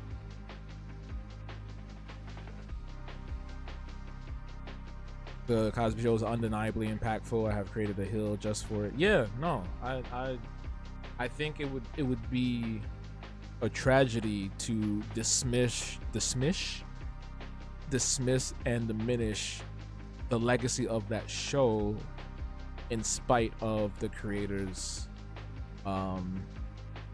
horrible acts, you know. A show like that, you low-key cosplayed as him in 8th grade for a project. Question. Do you have a different job besides making art on YouTube? If you do, how do you manage your time around art making? If you do start with making money with art, I have a channel. Wait, if not, where do you start making money? There's like 3 questions. So there are definitely people who have 9-to-5s and still do things like this, for sure. I have colleagues that have 9-to-5s and still create their own stuff. Those people are typically already in the industry, so like they work at Netflix, they work at Cartoon Network, they work at an agency or something that's in the creative field, that still allows them to be creative during the day and still, you know, have those juices flowing. As far as managing time, I would say it really depends on how you have things set up and how you want to produce projects, right? So like if you're doing a comic, if you're doing something with an extensive timetable, you do have to plan around that, in the sense that you may not be able to spend 12 hours doing that because you'll be working somewhere else. So you might have to spend maybe 2 or 3 hours on it a day. And that also depends if you have kids too. You know, I have colleagues that have kids that also have jobs. Not the kids have jobs, but they have jobs and kids. There's somebody recently, y'all should follow her on TikTok. Her name is Lala. I think she goes by Lala the Painter now, or maybe she goes by it's either her full name or that. It's Lala Santiago, and brilliant black artist. Like she's an amazing painter, and she now has an exhibition that she's been prepping for a long time.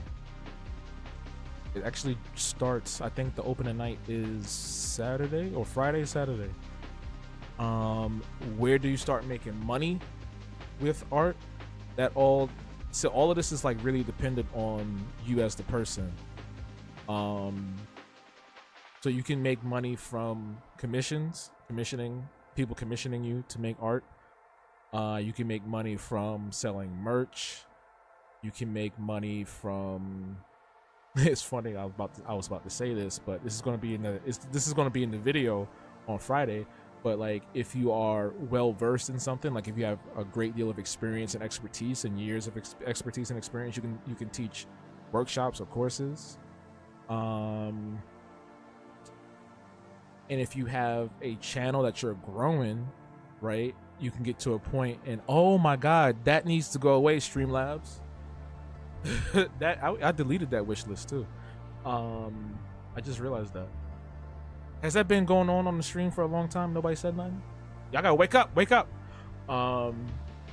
So like with YouTube, you can't monetize it until you reach YouTube partner status. And the only way you can make YouTube partner status is if you have over like 100 watch hours and 1,000 subscribers, something like that. And then on TikTok, you need to have 10,000 to monetize your videos there. So you generate revenue from people that watch your videos, and then you can make passive income through that. You can start up if you want to fund a particular project, you can do a Kickstarter. If you want something that extends beyond one project, you can start a Patreon, right? Some of our contemporaries on Patreon are making $6,000 a month or more, but that also comes from them building up a catalog of things for people to consume over a span of years. It's not going to happen overnight. It's not going to happen in like 2 weeks. For some people, it does. It's luck, right? It's all luck based. Like, all of what I'm saying is really dependent. It really depends. It's all variable. Because you could, start a channel and you blow up overnight. But that also may not ever happen. It may take you 2 years, 5 years, 10 years. It really all depends, right? There's also, like I always talk about, funding through grants. On my newsletter that I post on Patreon and the videos I put out, there's a lot of grant opportunities. Some are unrestricted grants, meaning that these grants don't require you to do any specific thing. So you just get the money for whatever you deem it for. So if you want to use it for your projects, if you want to pay rent with it, you can. But there are some grants that are like, hey, we want you to, outline your project, your deadline, what you need the money for, da da da da da da da da. There are some that do that. You don't have a job right now, but if I do, I'm worried it might get in the way of making art. It will. Trust me, it will. Because what the unfortunate thing that will happen is that you will become fatigued and burnt out to the point where you don't want to do anything. So you have to learn to mitigate that negative feeling by trying to do small little things for yourself, right? That can come in the form of any type of self-care, whether it's like, you know, taking alone time, solitude for yourself away from people, whether it's hanging out with people and recharging, getting in community with other artists. It could be a number of different things. And I think the most important thing is to try to carve out at least 45 minutes to an hour for yourself in that creative space. PJ was good. Thank you for showing off the emotes from your BB's Bestie membership. BB's Besties. Sign up today for $5 a month. You get access to amazing emotes and more. Details in the description. I think I think it actually shows it at the bottom of the screen, like underneath the video. It's like join. So when you hit that, it shows you all the details right there. We were just talking about how you had to fight Habanero. Remember Habanero? And you did translate to talk to him. And here you go speaking Spanish. Nah, we call that man Habanero. Yeah. We called that man Habanero, and then PJ had drew I still have the picture too. PJ drew this picture of the character at the time with like a sombrero and like the little mustache, the little Mexican mustache. That was funny.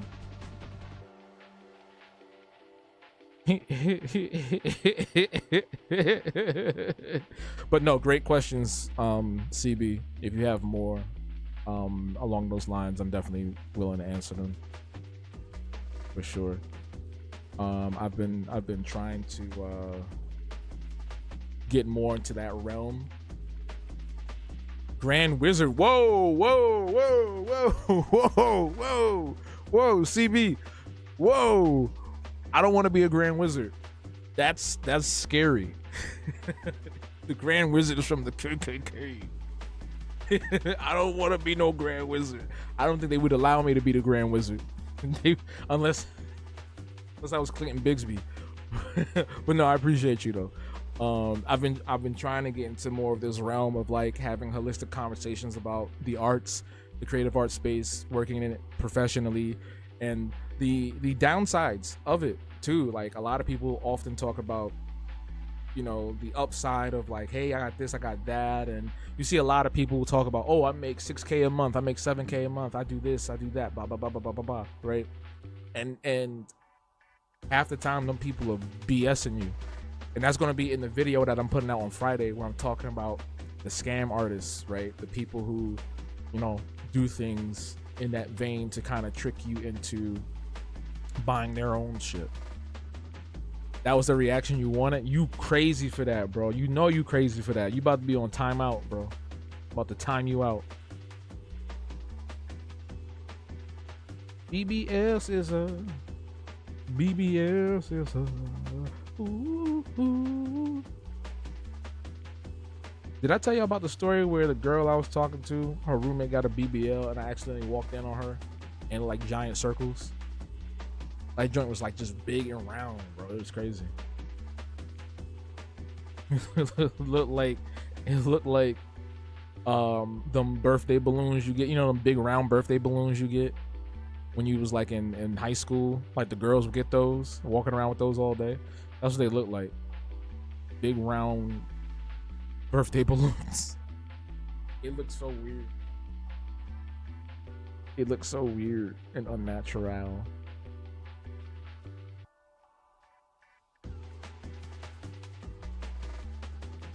So you want them to take the beer gut, and put it on your butt?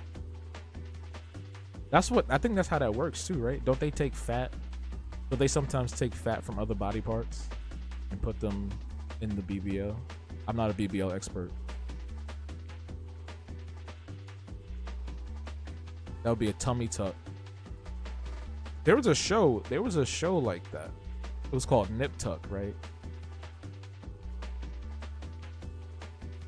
It was like a plastic surgery show. It was like a drama about plastic surgeons or something.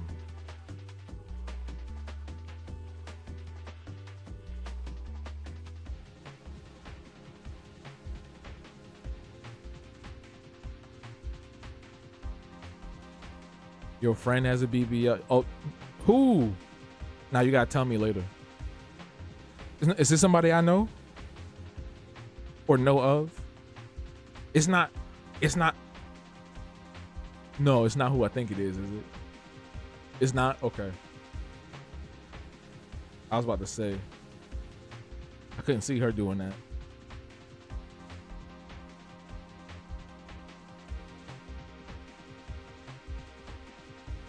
Oh, I don't even know this person? Okay. So I was thinking about somebody else. It's like, it better not be her. Not her. Not her.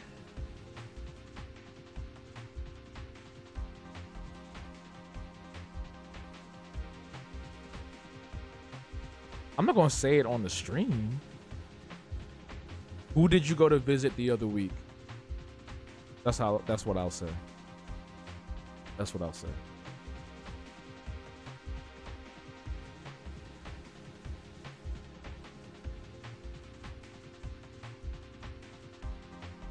About grants, can they be exploited? I've always viewed it as the same as getting loans from the bank. Do you get diminishing returns if you ask too much and eventually stop loaning out for a project? No, that's not how that works.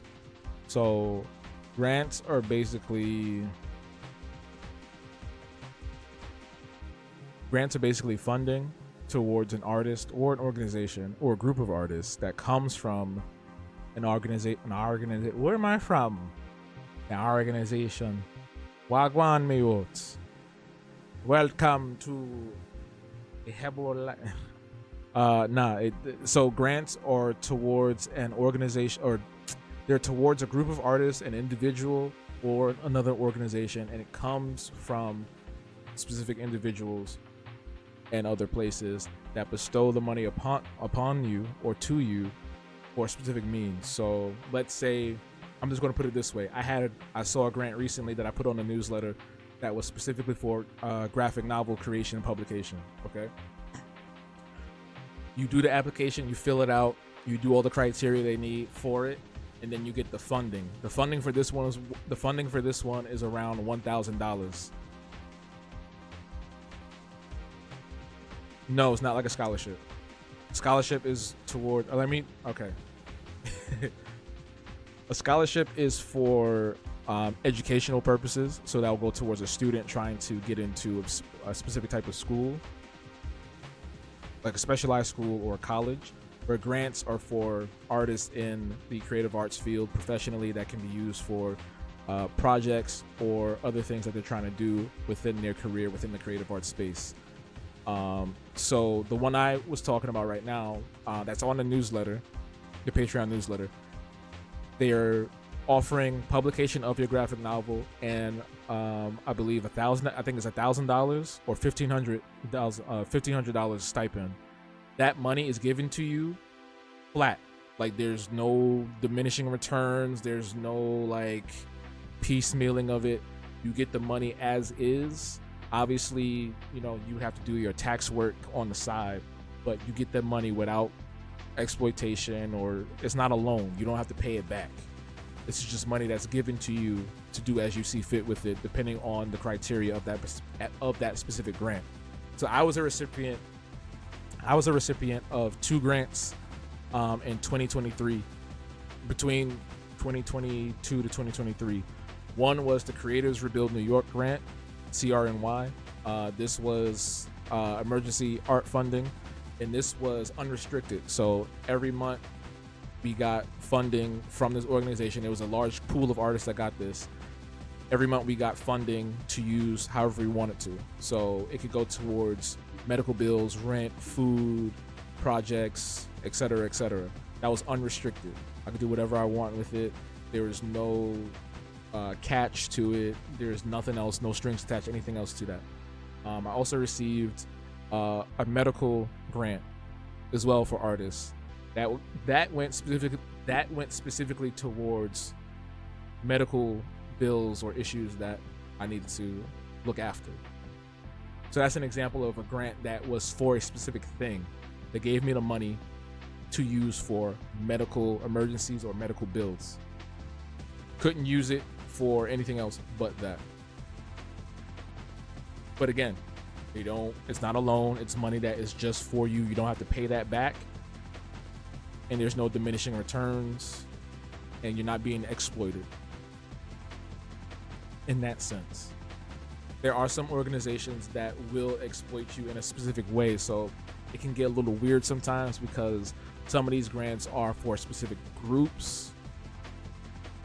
You know, people from different backgrounds. So sometimes these grants kind of not force you, but they want you to tell them a sob story, like, oh, as a black artist, I was poor and I had to eat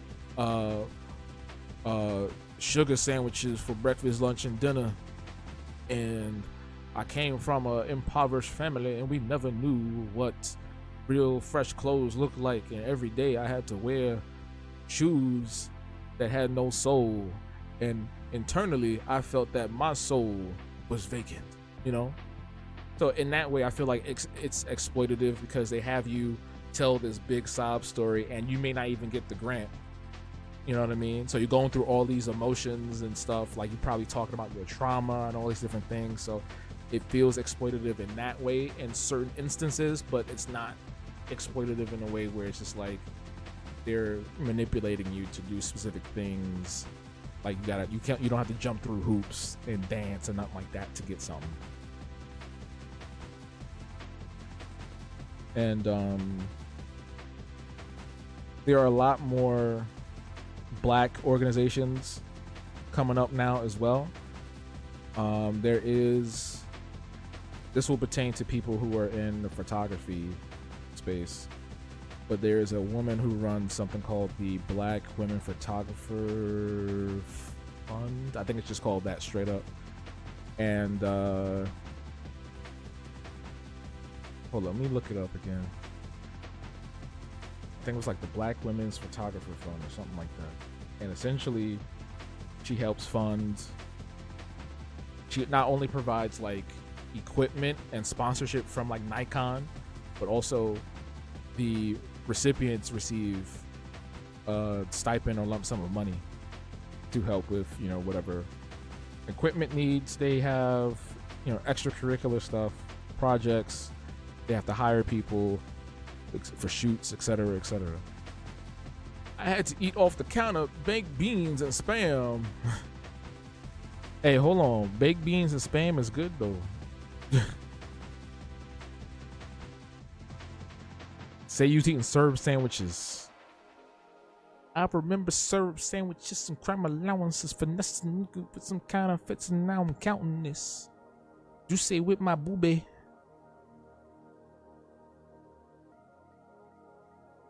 Yeah.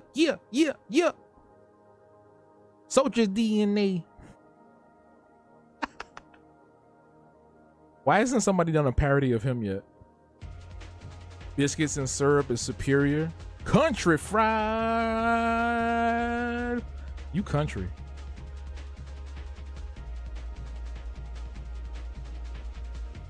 Y'all some country folks up in here. Biscuits and syrup. Syrup. I mean, I am. God is amazing. God bless. I'm here at Biscuit. God is amazing. I'm here at Biscuits and Syrup. I'm going to rate it 1 through 10. Have my wife with me.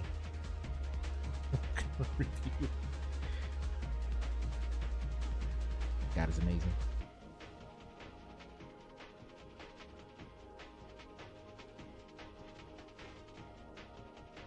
That's what Keith Lee should do. I think Keith Lee should go from doing reviews to like funding restaurateurs and people who create food independently.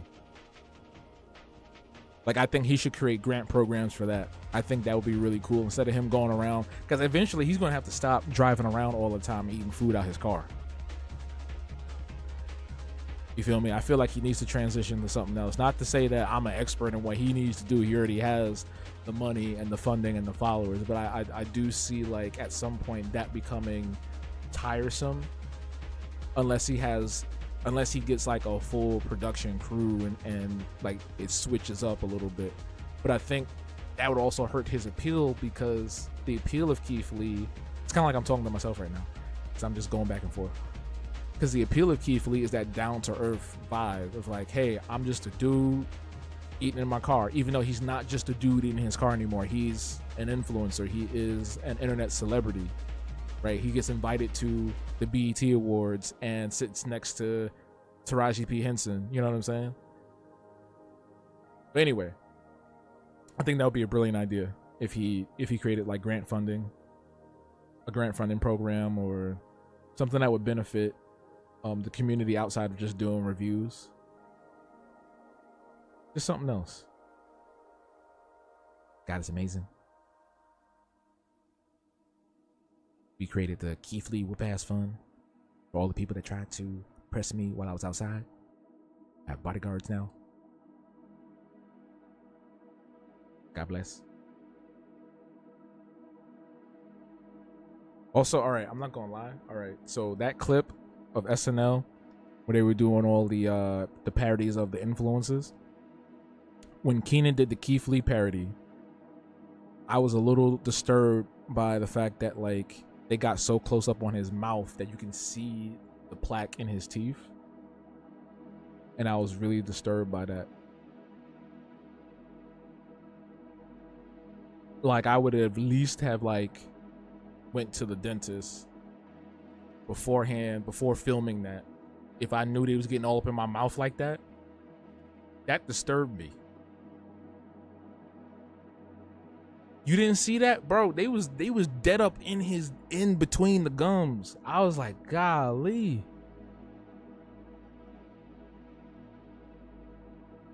You know what I'm saying? Because that's the hard plaque. That's not the plaque you gotta floss. That's the hard plaque, and that happens to everybody. Like, I got stuff like that too. If you produce a lot of saliva, that happens. But yeah, like that's every 6-month tooth cleaning plaque. He definitely do got dentist money. He definitely do.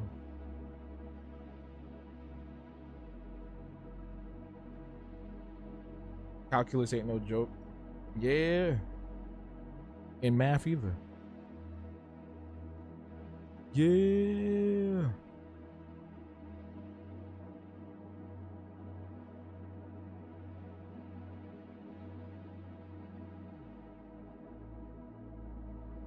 U plus me equals us. Now I know my calculus. What is the show This Is Us about? Because every time I see people talk about it or I see clips, it's like niggas just be crying. Like, they just be crying all the time. What's that show about? Like, why they be crying so much? They just be crying. Like, I saw what's her name on the floor crying. Then another lady was crying.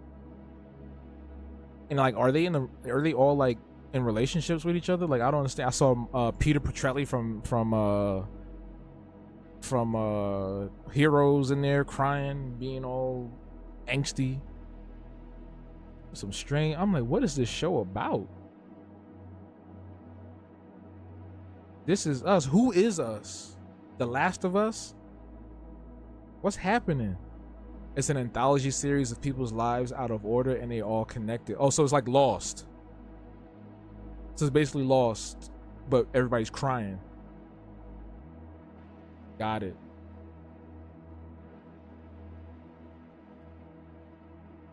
Do y'all know how crazy the Lost lore is, bro?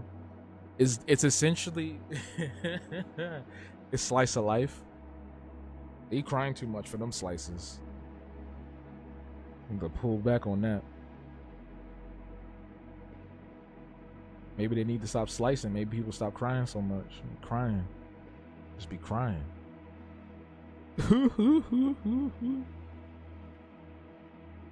I'm gonna give you something to cry about.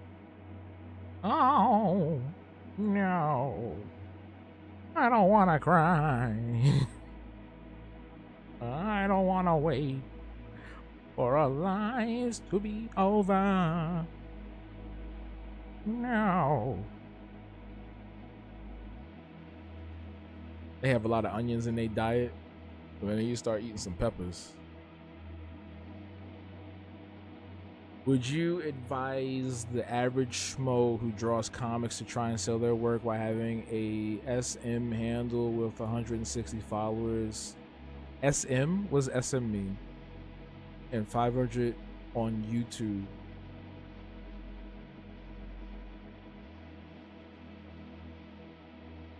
Let me put it this way.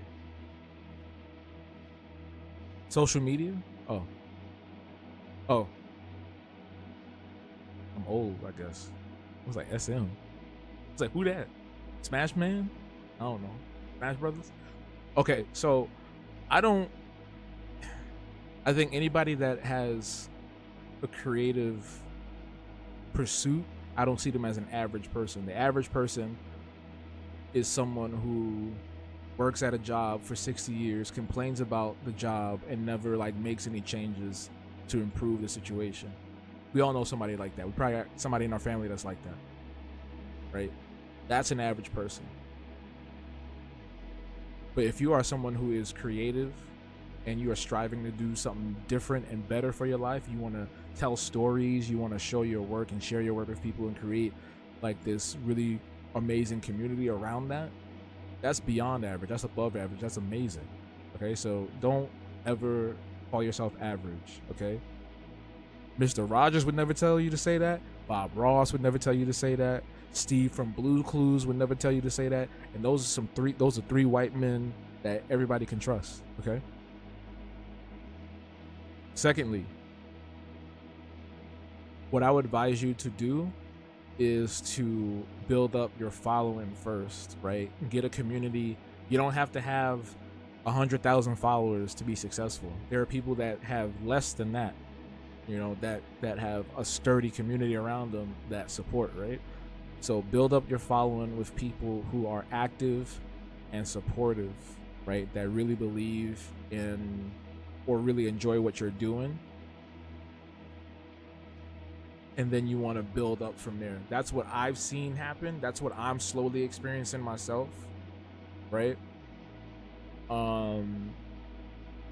Because nobody wants to be sold to. Nobody wants to feel like there's a catch to what you're doing. So don't think about selling. Yes, we want to make money. Yes, we want to have a living. That's really important. And no one should feel the opposite, right? Every person that wants to make a career off of their work should be able to make money off of that. Point blank, period. However, you want to create a genuine connection with the people around you, like how we're doing right here, right? We've been having conversations for weeks, months, everybody here, years even, for some people. And these are people that come back on the regular. We hang out, we joke, yada, yada, yada, yada. And then there's a point where I do feel confident enough to be like, hey, I'm going to sell some t-shirts or something. I'm going to have a show and here's some tickets to the show, or whatever the case may be. That's when you do that. Because right now, if those 160 people on Instagram and those 500 people on YouTube aren't really active like that, then it wouldn't make sense. You're just going to be wasting your time. You know, you're just going to be putting all this effort in and you're going to post it out and be like, hey, everybody, I made stickers, or I made a book, or I made this, and no one's going to look at it because the people around you now aren't really active. I would say like 1 in 5 or 1 in 10 followers are active. Majority of your following is going to be dead weight for the most part. Like even people that have millions of followers, right? They're not getting the exact million people coming to their streams or watching their videos every single time. Even when I look at my own analytics, people that actively watch my videos or come to see certain things or look at things on my platforms are non-followers that eventually become followers, but most of it, the demographic is like, it's like 90% are non-followers and like 10% or less are people that actually follow me. And that's like algorithm stuff sometimes too, but like you want to build up, like I said, you want to build up the community around you first and then sell. That's what I would advise. That's what I would advise.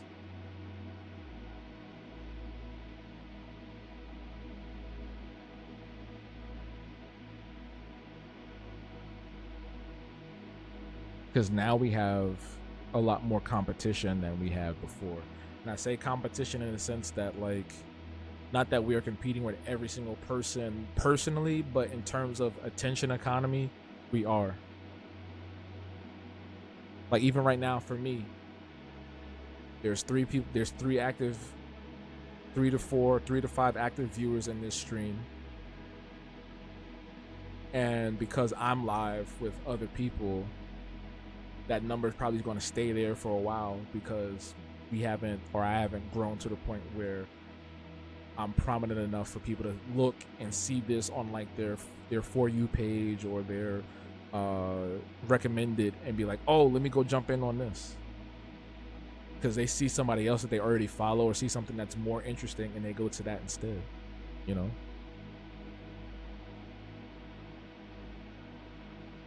Like if I'm drawing my own characters but somebody else is drawing like big booty anime girl, they probably go, and they don't know me, they're probably gonna go to the big booty anime girl stream, which is weird, but hey, you know, to each their own, right?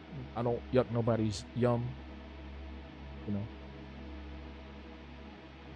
But yeah, you get me, fam. You understand though.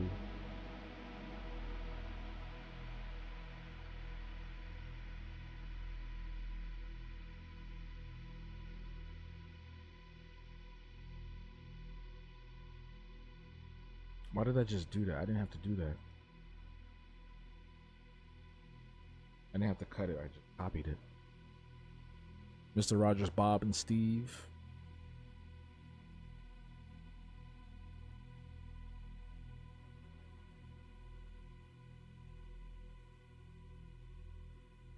You know what's so messed up? I don't know why people always want to do that, but people was like, Steve was like, he started hurting himself or whatever the case may be, or he was doing like some hard chemicals and all this stuff. I'm just like, yo, that man was just chilling. He just said, I'm leaving the show, and y'all just made up all these theories about this dude.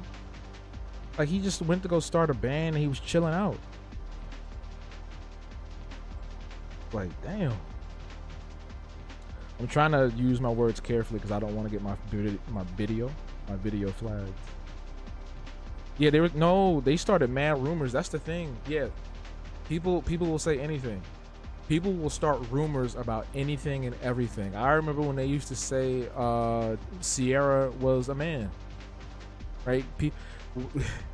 That's just the nature of the world we live in. Like, if you disappear, if you do something a little awkward or offbeat or anything like that, people will start rumors. And before the age of social media, those things went rampant. So for the longest time, we thought Steve was gone, like on the street, strung out somewhere. That man was just chilling.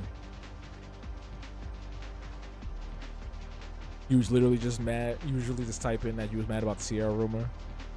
Like, who started that and why did it spread so far and wide? I don't know. The same reason why we always thought that in Pokemon, if you went to the pier in Vermilion City, you can get a Mew under a truck. Or that we thought blowing the cartridge actually helped, when it don't.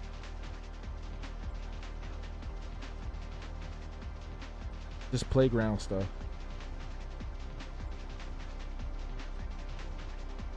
Why people do it, who knows? Because it's not like anybody was looking for fame when they was making those rumors. Now somebody would probably be like, I started the story of Kanye West actually being a reptile. You know, like, people be starving for attention now. trying to make a name for himself here. But back in the day, I think it was just people trying to have fun.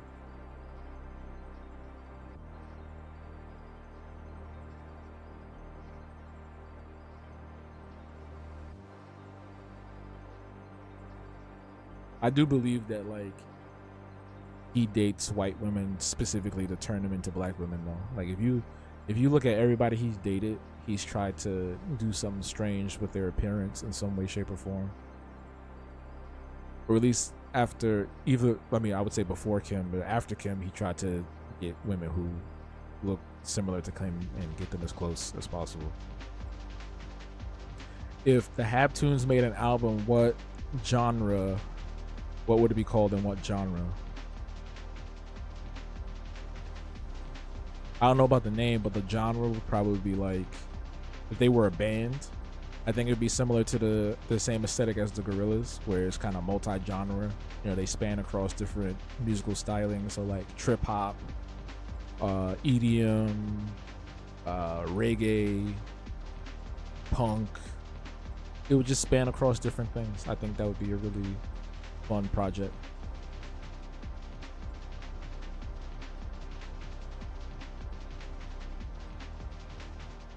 Because the Gorillaz really be all over the place, if you think about it. They really be all over the place.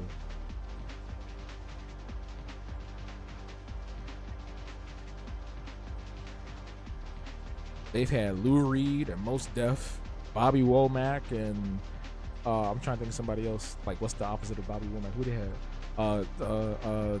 Stevie Nicks. You know what I'm saying? Like, Bad Bunny. To MF Doom.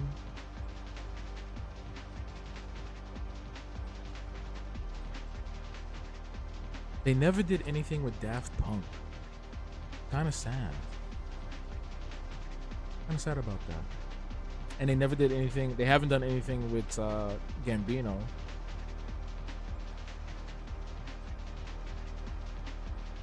Or Tyler. Actually, no. I think they did. I think they did do something with Tyler.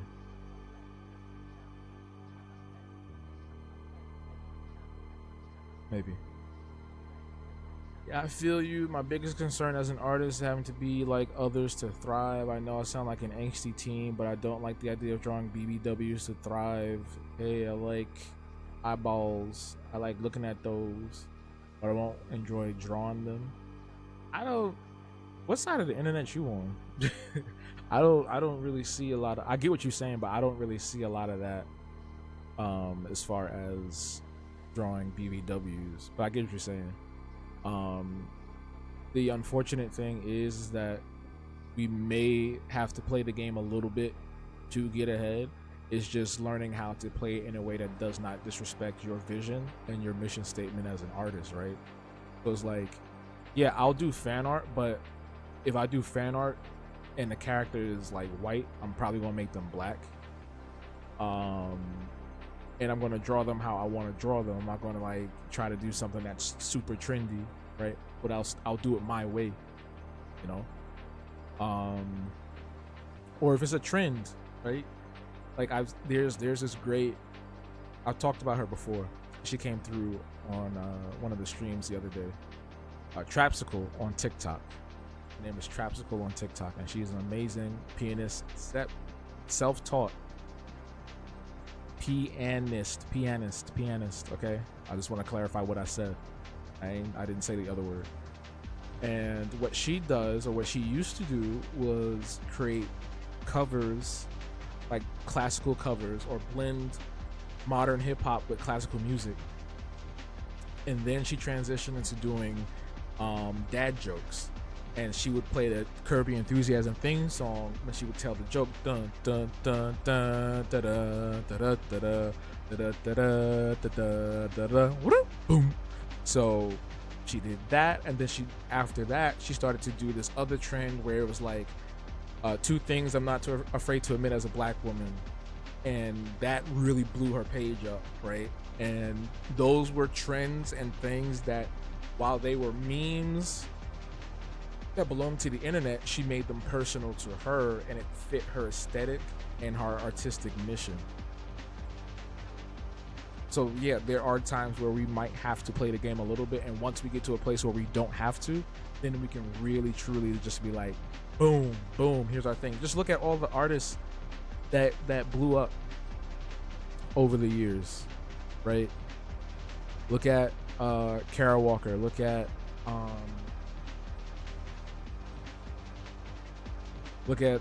was gonna say Tyler the Creator. There needs to be a study about him. There needs to be a study on Tyler the Creator. Because look at him now. Look at him. Think about what he was years ago and look at him now. Listen to what he used to rap about years ago and listen to what he raps about now. Right? He played the game a little bit to get ahead. Same thing with Doja Cat. We're talking about musicians specifically. You know? So I don't think you have to draw BBW specifically, but there are some things that you might seek out that could help you get ahead that fits with what your vision is or your mission statement or your artist statement is. Because it is difficult to thrive. I'm not going to sit here and sugarcoat it. It is very difficult to thrive. It's all based on luck. 95% of it is based on luck. The other 5% is all that hard work and the research and the studying and the practice and the networking and all those other things. But 99% of it, 95% of it, sorry, is luck. Because I see people that still do fan art and that don't get anything going on for them. Don't have anything going on for them.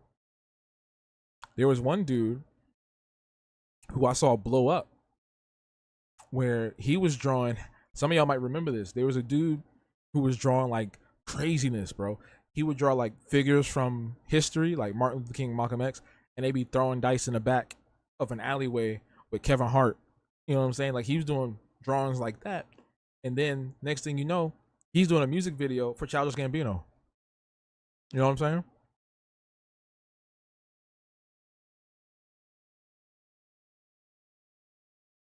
Maybe you're not searching for the right trends on IG. I think I don't know. For me, IG is not really hitting, right? And every platform is not for every person. I would love my IG to be really fun and successful. But what I've learned for me, TikTok is better than the other platforms because even if your stuff isn't pushed out to like a million people, it still pushes it out to at least a few hundred, and you can really build from that. And there's a lot of active trends. TikTok is the leading platform in the trends that eventually get back to Instagram and Facebook like weeks or months later. Like all the stuff that y'all see on Instagram and Facebook, we already saw 2 months ago on TikTok. You get me? So I would if you want to, I would suggest checking out TikTok and seeing what's up there that you might like or find, because there's a lot of great artists, visual artists on TikTok. There are a lot of great animators, comic artists, painters, anything you can imagine on TikTok. I've met some really great people over there. Sometimes it takes a year to get to Facebook. Where the trends go. Facebook, where the trends go to die. And here we have. And here we have right here on BBC One a documentary about aging memes and trends that arrives on Facebook, where they all seem to lay to rest. Reddit for art? Nah. Reddit I feel like is a great search engine though. Like if you're looking up something and you're trying to get away from Google because Google might give you a stupid answer, not something that you're looking for, you'll find it on Reddit. Some niggas on Reddit be like super accurate all the time. You know how many times I looked up stuff about video games on Reddit?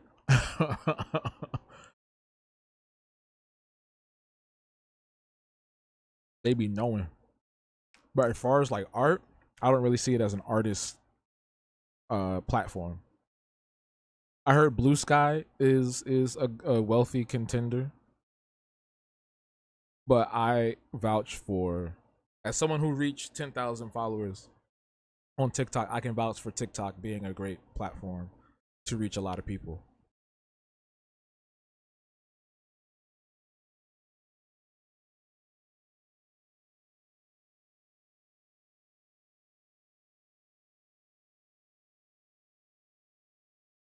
Let's see what happens in like 4 to 5 months though, because apparently it's getting ready to get shut down in the US. So who knows what should happen then? Right here on BBC One. It is thoughts for your thoughts, and I gotta do this over because that look, not a fan. You only go to Reddit for insightful existential stuff, not the National Geographic narration. We are joined here in the YouTube chat by Rachel Jackson, Mr. Coco Butterman, Coco Queenie, TJ, and many others, here to celebrate live drawing session number 100 as we go into a brand new season of live streams right here, youtube.com/Habo. Yeah, so the company ByteDance was going through some turbulent times in the US justice system, mainly dealing with privacy and data collection of its users. And you didn't see this because it was a big deal. This was all over the news. They was having like hearings like every few months. Um and yeah, they couldn't come to an agreement on like how TikTok will operate in the US. Essentially, it's Trump's fault. And essentially the US government wanted to own TikTok and TikTok was like, "Nah, we not letting you do that." Um so they came to a conclusion that TikTok will be banned in the US within like half a year or something like that. I can't remember the exact date, but it's supposed to be banned in the US at some point. And they've been working on an alternative app called TikTok Notes, which is supposed to be like their version of Instagram. So we don't really know what's going on and what's happening, at least not the people that are like on the ground. I'm pretty sure there's like bigger influencers that might know the deal because they generate revenue for the platform. But yeah, the House had voted for the ban like a few months ago. It was like a whole thing. It was pretty crazy.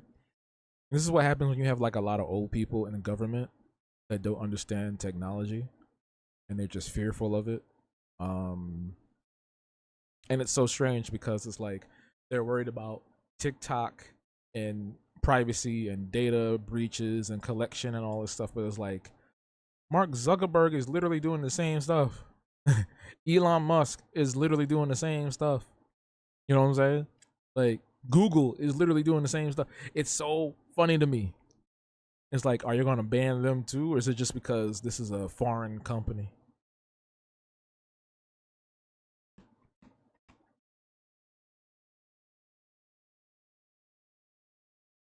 And you couldn't get people to care enough about the TikTok ban because then you had people complaining about how the app wasn't really supporting a lot of, you know, black people, creatives of color, creatives in the LGBTQIA plus community and things like that. So a lot of people just didn't really care. But at the same time, it's like, how you not going to care because this is the only platform that you really had reach and community on, you know? I don't know. We'll see what happens. I hope it don't go away because I just reached 10,000 followers, bro. Like, I'm just getting somewhere. In the US, yes. No, if you're in Canada, you're fine then. No, it's I'll say this, yeah. I'll say this. it definitely will hurt because America is a very big market when it comes to social media and just the world in general, right? In the sense of like exports and entertainment and things like that. So it will hurt if this really goes through and they really do something that will, take TikTok off our phones and shit like that. It's going to tank a lot of revenue and income for people, and that's globally, right? Because now we have a lot of influencers that have money in different areas, whether it's in Asian territories, whether it's Europe, whether it's Canada, South America, Africa, all these places. So it's definitely going to be a point where it's going to tank a lot of businesses for sure. So blame the old people. Blame them old people. Not to be one of them, ageist or geriatric haters, nothing like that. But like, I think it does suck when you have a party of people that don't really understand a particular thing or type of culture, and they just go for a complete shutdown of that thing without really learning how to use it or learning about it. And it's usually the older people that are in government. This wouldn't be the first time something like this happened, right? They've tried it many times, even with in the gaming industry, right? Like, remember Jack Thompson? Well, you won't know him because you're young.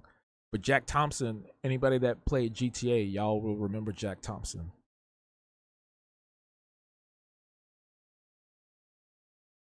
He tried to get rid of GTA way back in the day.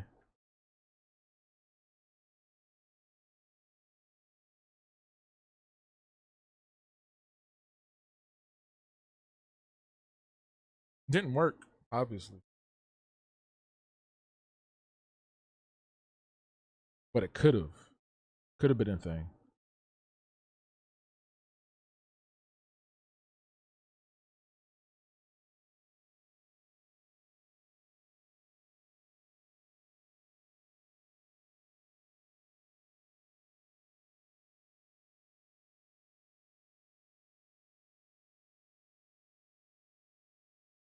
Was it GTA 4? This was between uh Vice City and 4. Yeah, it was around that time.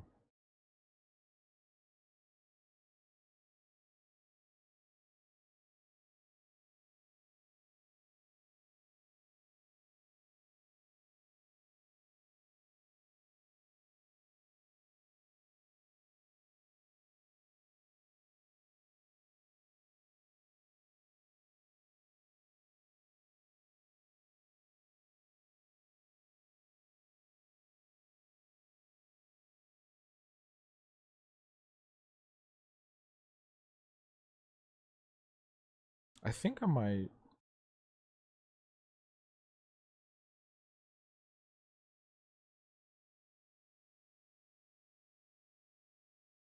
change the outfit. Oh, I forgot BB's little tail.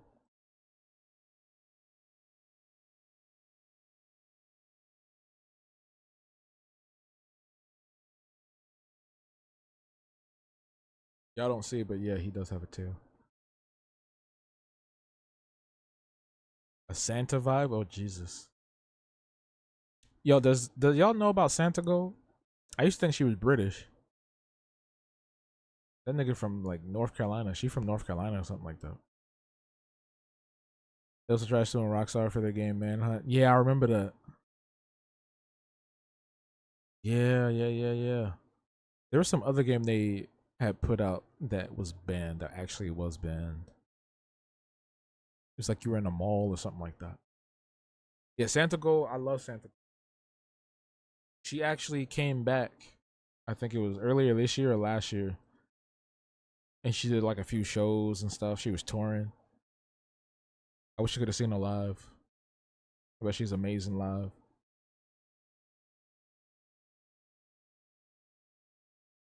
Say aha. La da da da, la da da da, la da da la, la la. Anything we go together. Oh, this ain't no carry out. I remember when I worked at Lord and Taylor, I got into like not an argument, but like a little back and forth about how you pronounced her name. I mean, this guy literally was just going back and forth. Two black men going black and forth, black to the future. Oh, he was really arguing like, no, it's pronounced Santa Gold, and he was like, no, it's Santo Gold. I was like, shut up. Yeah, I did. I did. Black, fourth and fourth. Black. This man is not black. Wait, y'all gotta see this clip. There's a clip of Trunks from Dragon Ball Super, and it's the Goku Black saga. I never seen it, but I saw that this is the only clip I know. And it's like a bunch of people pull up on Goku, like the military, and they're like, "We're about to." They were like, "Hey, put it down," or whatever they said. And then Trunks goes, wait a minute. This man is not black." And I'm just like, who wrote that, bro? Who wrote that? Also, why is he called Goku Black? Because he wears a black outfit? That's stupid. They should have called him like Goku Rose or something like that. But he literally pulls up on the military because he's the head of the military. He goes, "Everybody, stop! Wait, this man is not black."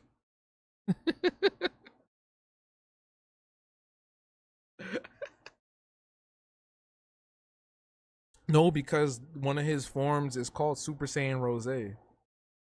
It's like pink. The hair is pink, and he's like a Brit. He's like British and shit.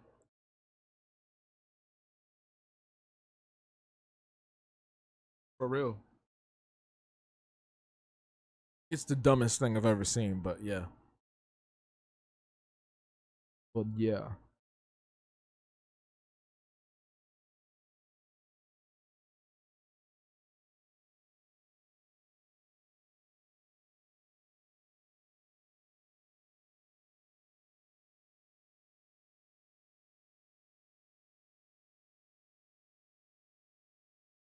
My favorite will always be, I don't know if Coco is still listening.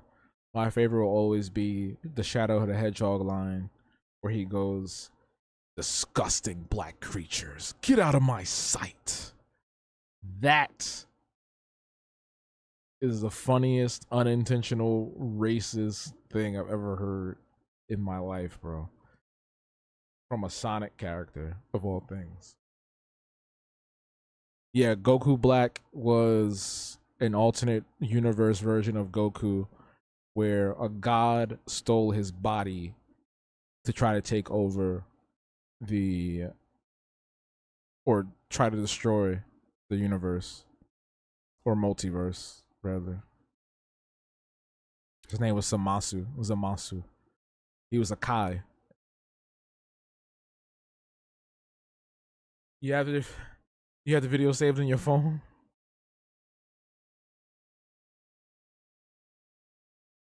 I wonder if they'll make him say something like that in the new game that's coming out on Friday.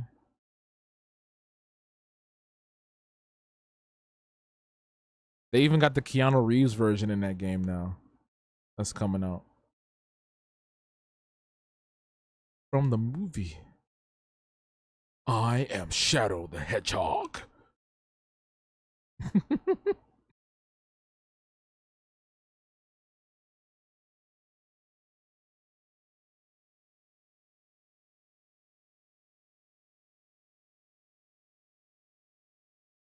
The only thing I watched from Dragon Ball Super was the Tournament of Power. That's it. I ain't really watch anything else. I just wasn't into it. Didn't really care. Like I watched the movies, but I ain't really like get into anything else. I also saw a quality drop in the animation and art style. I just couldn't get over. Like it was worse than I think it was worse than Z. Some of the stuff that we saw in Z. They're not gonna have him say anything close to that. All right, bet. Watch, watch.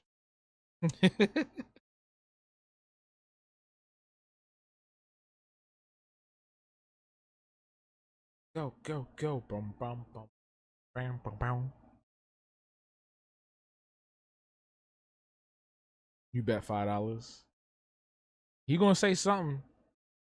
You gonna say something like black?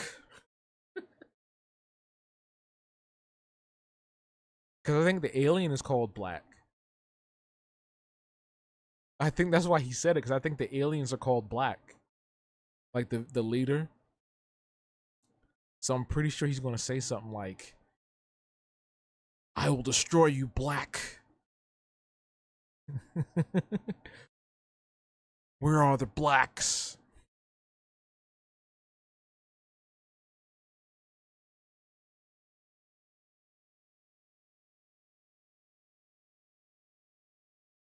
Meet the Habtoons.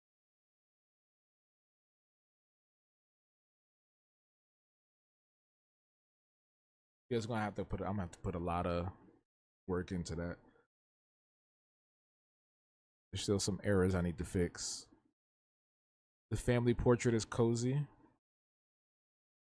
Da, da, da, da, da, da. We family in the in the club. We all fam. Did I tell y'all that I met her? And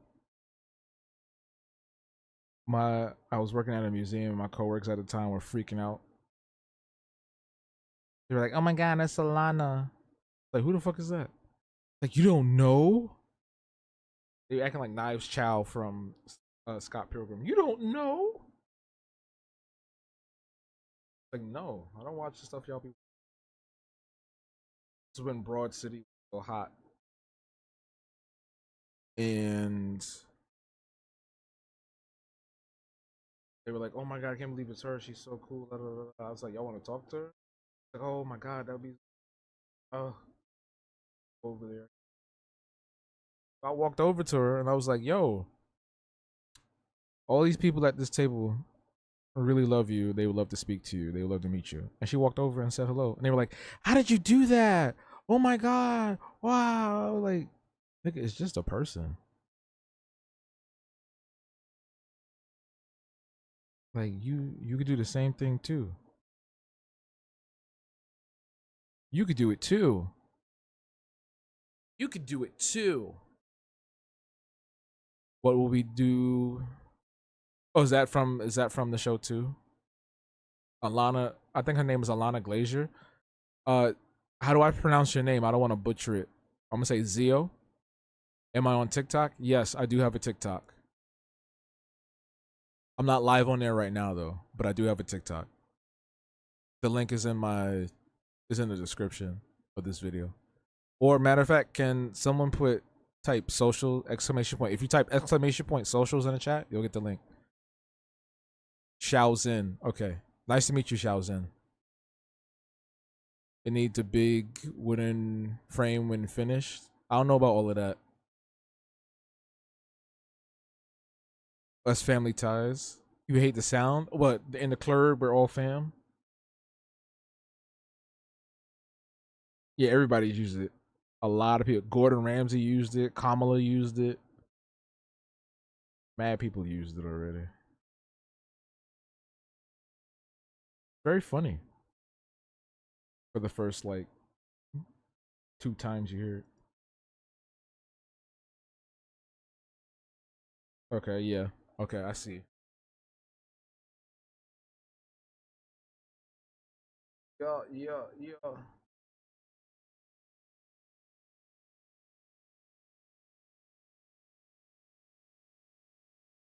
Actually, no, I look fine. I thought I was looking crazy, but I think I want to fix there's still like more things I need to get in and just like how I want his what's gonna what BB is actually sitting on because it's not my leg.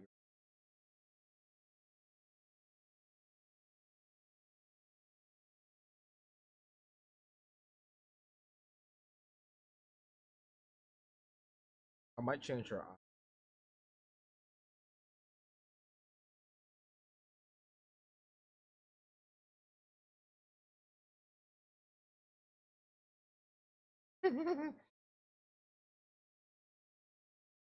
How far back is? Oh my god! How far back is you?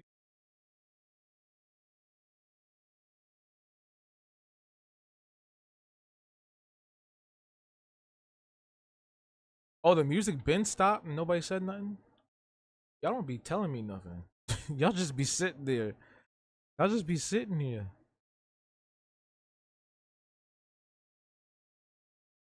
Hold on. It's with an S.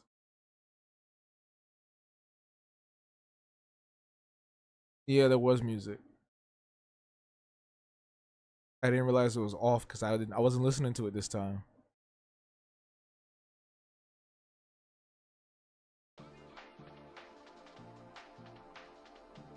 But yeah, if anybody wants to follow my social media, my TikTok, Instagram, Threads, it's in this link. I'm going to pin it to the top of the chat. That's where you can also find links to my website, Patreon, my shop, schedule, everything. You heard nothing this whole time? I mean, I don't know. Your speakers might be jacked up. I don't know.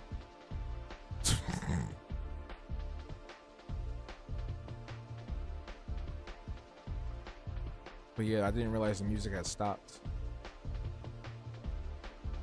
I hope it wasn't just me breathing. You can hear me breathe.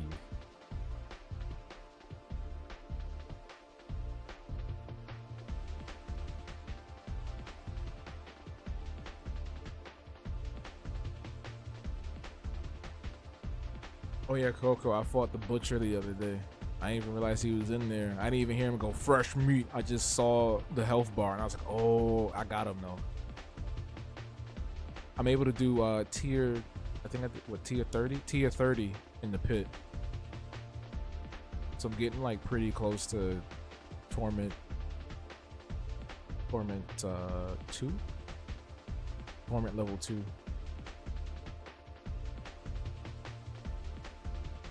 I want to get to Torment 4.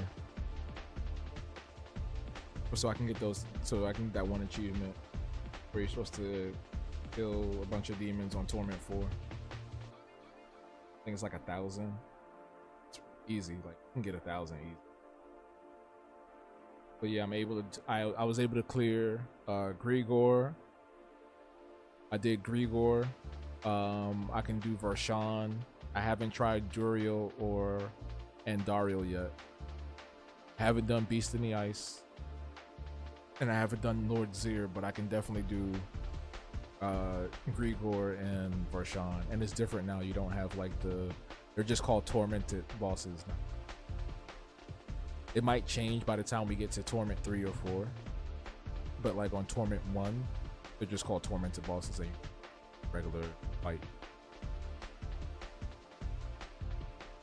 I fell in the pit. You fell in the pit. We all in the pit. The pit. I fell in the pit. You fell in the pit.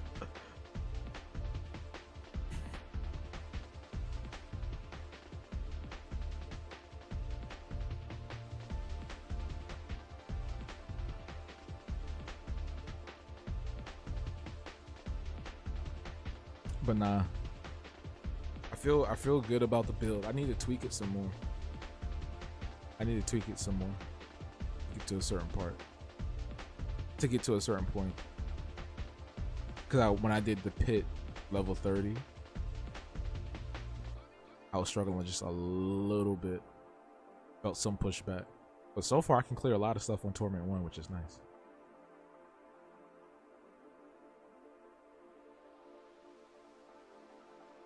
We will build it the park. Y'all remember that? Where he changed it to build in the park? We will build it the park. You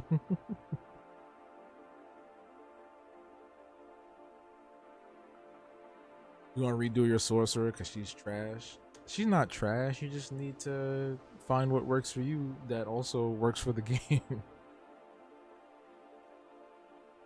Bye bye, little Sebastian.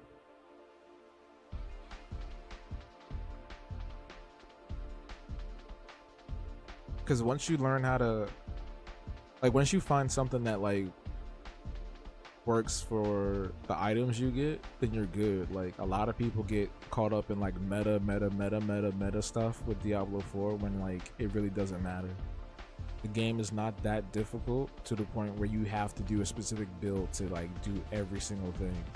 Like, there may be some things you might have to tweak for doing the hardest thing in the game, which is fighting Uber Lilith, but that's also with like learning how to dodge and learn mechanics. Because a lot of what Diablo 4 is like run, beat up the demons, beat the boss, run, beat up more demons, beat up more bosses. That's literally what it is, right? So it's like you find like uniques and things that work for you, aspects that work for you, make sure they sync well across your build. You pay attention to the different weapons and what they do. Like, there are some weapons that are better for critical damage, there are some weapons that are better for overpower, there are some that are better for damage over time, right? And then you know, you learn like the passives and how those work. You know, it doesn't take too long to like get the hang of it. And I think that's like the great thing about Diablo 4, because it's very like beginner friendly, it's very user friendly, it's like casual. It's a casual experience versus like other games in the market, like Destiny, right? Other live service games in that sense, Destiny or Warframe, you know. Crosby, Stills, Nash, and Habbo. Gotta go study for an exam. Glad you stopped by. Thanks again for the advice. And pursuing my art career. Stay blessed, all of you. CB, thank you for coming through. Thank you for the great questions and conversation. Good luck on your exam. I know you're gonna ace it, and looking forward to seeing you again soon. Have a wonderful rest of your evening. And yeah, keep making art, man. Keep it up.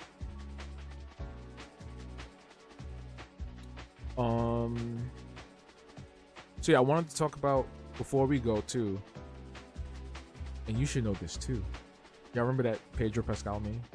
Why were people so angry at like Pedro Pascal for his existence, bro? Like, nigga was just getting jobs. Like, I want him to say no to stuff. Like, you don't be doing nothing. Like, y'all acting like, they was acting like Pedro Pascal was a bad person. It's like, oh, we're so tired of seeing Pedro Pascal. It's like, let that nigga be Reed Richards, bro. If he gonna be the Mandalorian, Joel from The Last of Us, and Reed Richards, so what? Let him rock. Leave that man alone. He don't do nothing. But I wanted to talk about really quick what live drawing sessions is going to look like going forward, and the different things that we may or may not do. We're not leaving yet. I was just trying to, like, I was saying goodbye to CB. But going forward for the live drawing sessions, what I want to do is have it be more interactive and user generated, in a sense, audience generated, where we will draw things from memory. I will draw things from memory. Y'all suggest characters and I'll like draw them from memory. We can have little different games with that as well, like different things. But the base of the activity is, you know, y'all suggest things, I draw them from memory, and you know, we have a little laugh at it, because I might not remember how something looks. I might not remember how a character looks, and we make our own little thing together. It's like we're collaborating. We're collaborating. I think that'll be great. I think that'll be fun. Don't y'all think that'll be fun? Wouldn't that be great? Because people love telling me what to do anyway. So why not have somebody be like, hey, you should draw Goku. And then I'll draw Goku from memory. And he'll probably look crazy.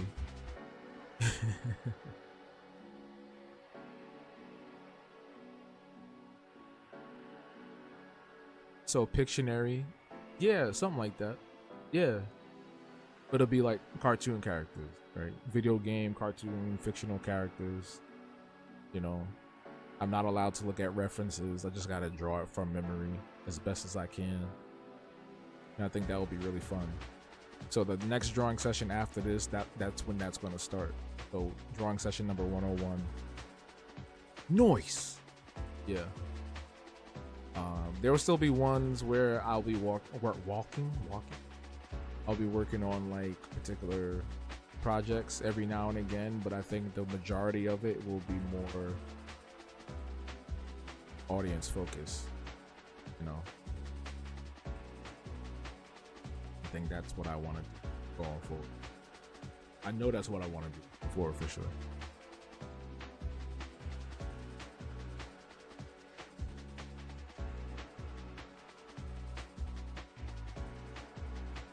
And if some of them are really interesting or funny, I'll turn those in Discord or for, you know, here in YouTube chat, TikTok chat, or I was gonna say something else, but I think that's all we're on. TikTok, Discord, and YouTube. Can't have your own emotes anywhere else yet, I don't think. I know Twitch, obviously, but we don't go on Twitch. We're not a Twitch fan. We're not a Twitch community here, okay? Which is all right. That's why we left. Eliminate, all right? But yeah, that's what I wanted to tell y'all about. That's what I've been holding in for this long time. That's what I've been holding on to. I'm pretty much like kind of done right now. I don't feel like going further. I feel like if I stayed on here any longer, I'd fall asleep on y'all or mess up. But yeah, expect to see this on the shop. This will be a print. This will be available on the shop within the next week or so. Gonna take some time to tweak it and adjust some things here and there with the characters, the designs, and whatnot. But this is pretty much it. You know, this celebration, this family portrait of the current big dogs of Habtoons. You feel me? We got Sweaty Minds, we got Unit 333, we got Epic Ethel. You know, whistle while you. You know, tweaking is not a good thing, right? You know, tweak. When I see tweak, I'm thinking about somebody. They own that stuff. Like that dude that broke Steve Harvey's Lego head. What is wrong with you? Why is he here? Why are you here? You are mentally unstable. You are mentally imbalanced.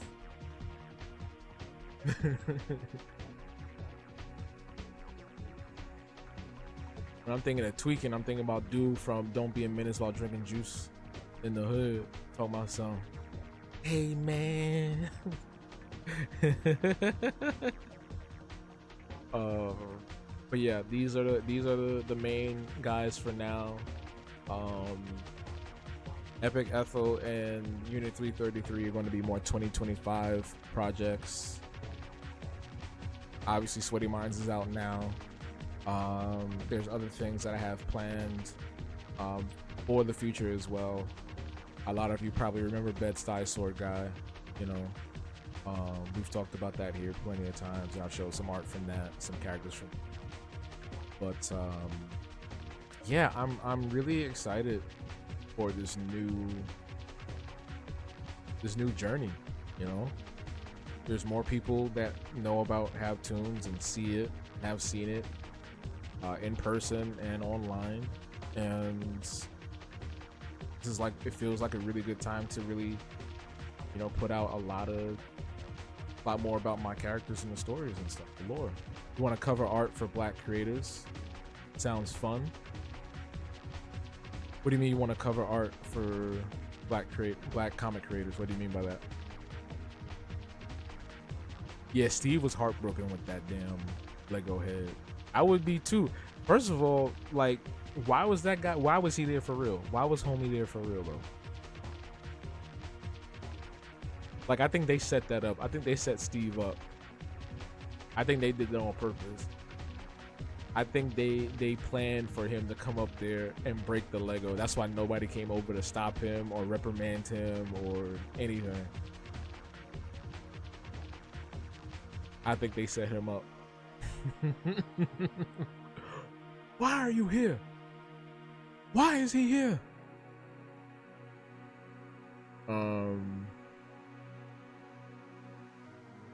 But yeah, I wanna like just, I know I do this, I get like this sometimes, but like I just want to say thank you to everybody that just continuously shows up across the different platforms. I really do appreciate your support, your engagement, your comments.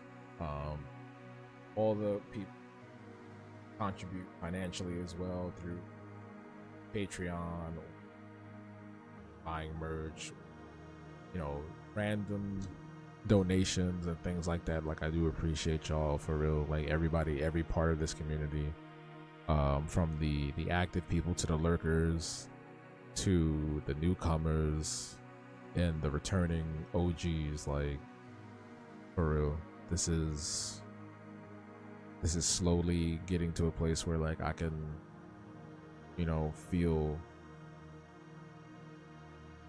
really good about it. You know, I still need y'all to come and comment on stuff. I need to see y'all like comment on Sweaty Minds and on my videos. I need to stop playing and like come comment on my videos and Sweaty Minds. Like, I work hard on this stuff, and the only way we can improve and get better is if y'all give me feedback. Tell me how you're feeling, whether you like stuff, whether you hate stuff. Like, I want to know. I need to know. You don't gotta write a dissertation. Just, you know, give me a little something. Give me something. Give me something. And I know that like earlier it sounded like a joke, but I'm dead ass serious. Like, I really love it, especially for the people that know that I crave conversation and feedback. Like, y'all know that y'all need to get on it. You know, that's all I ask of y'all. You know, just to continue the conversation, start a conversation, talk to each other too. Damn, it's a community. You know, you're not just talking at me, talk to each other. You feel me? But yeah, no, like I'm deeply appreciative of all the support that I've had, especially like the most recent years as well, like the last year and a half to 2 years. A lot of great support from the TikTok side.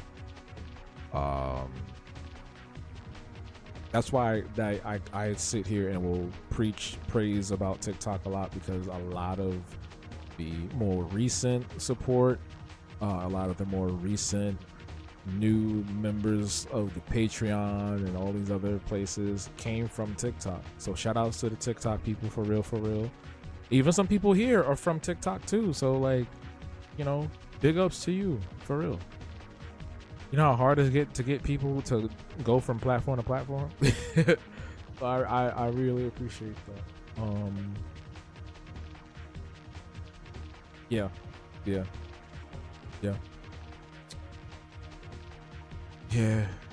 It's a difficult world to be in, especially when you're on the internet side of the art space, on the internet, because you have a lot of noise and traffic surrounding you at all times. Some good, some bad, some confusing, some just all over the place. And I really do like the fact that we're carving some space for our own here, you know? We're making a way. We're making a way out of no way.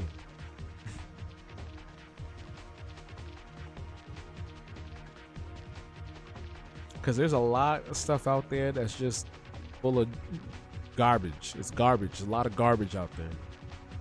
People creating things just for the sake of rage baiting, click baiting, all kinds of baiting. And it's really sad to see. It's really sad to see people misusing, you know, technology and art to just do stupidness. You know, not that everybody has to be like this higher, holier than thou person that is like trying to preach, you know, messages all the time, but like it just feels like everything is a joke. This kind of reminds me of a video I saw from Anthony Fantano recently. There's some musician who was complaining about the fact that like anytime she puts anything out, people talk about some meme that she's in. Right? Like everything that she puts out has somebody commenting like some joke or meme on her stuff, and like no one's actually like really communicating, talking, conversating. There's a lot of bots out there too, you know? And I kind of wanted to make a video of my own on this too, because I feel like we've lost the art of critique and communication. Right now it's just like people putting emojis. I'm guilty of it too sometimes, because I think we do get overwhelmed with the amount of things that we enjoy out there, so you can't be like fully engrossed in something mentally every single time you see it. But I do think that we need to get back to a place where it's not just like emojis and LOLs, right? It should be something thoughtful. It should be something with some weight and some I lost my train of thought. It should be something thoughtful and some weight behind it. That's what it should be, right? And especially for things that are touching on serious topics or things that are important to discuss, like we shouldn't be just joking all the time, you know? It's like, yeah, humor is great. Let's make things light, you know, dark situations a light thing. But I think sometimes it's okay to be serious too. I think sometimes it's okay to, like, you know, plant your feet on the ground, be grounded, and have like some real discussion. Being thoughtful and mindful and intentional. Yeah, exactly, Rachel. Being thoughtful, mindful, and intentional in how we interact with the entertainment that we consume, the people that are creating these things.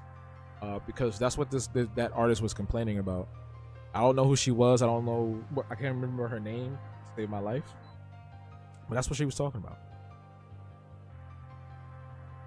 And this is widespread across everybody's pages and platform, no matter what industry you're in too. It's just like everything's just become a big joke. I find that very odd, and I wonder why that is.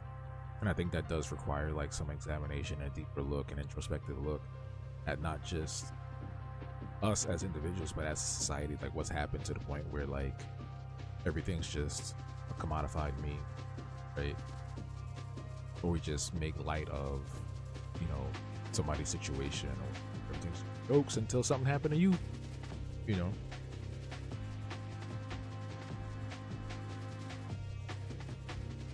But yeah, I don't even know how I got here. I don't even know what I'm talking about. I don't even know what I'm talking about. But we're gonna wrap up. I will say that we will wrap up, and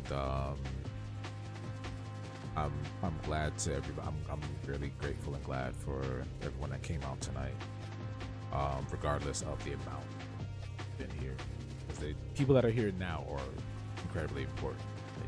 Y'all sat here, y'all talked with me. Some of y'all went away, some of y'all came back, some of y'all lurked, some of y'all just sat here and listened to this whole time with no music on. Oh, speaking of, let me turn it off now. Now I want to turn it off.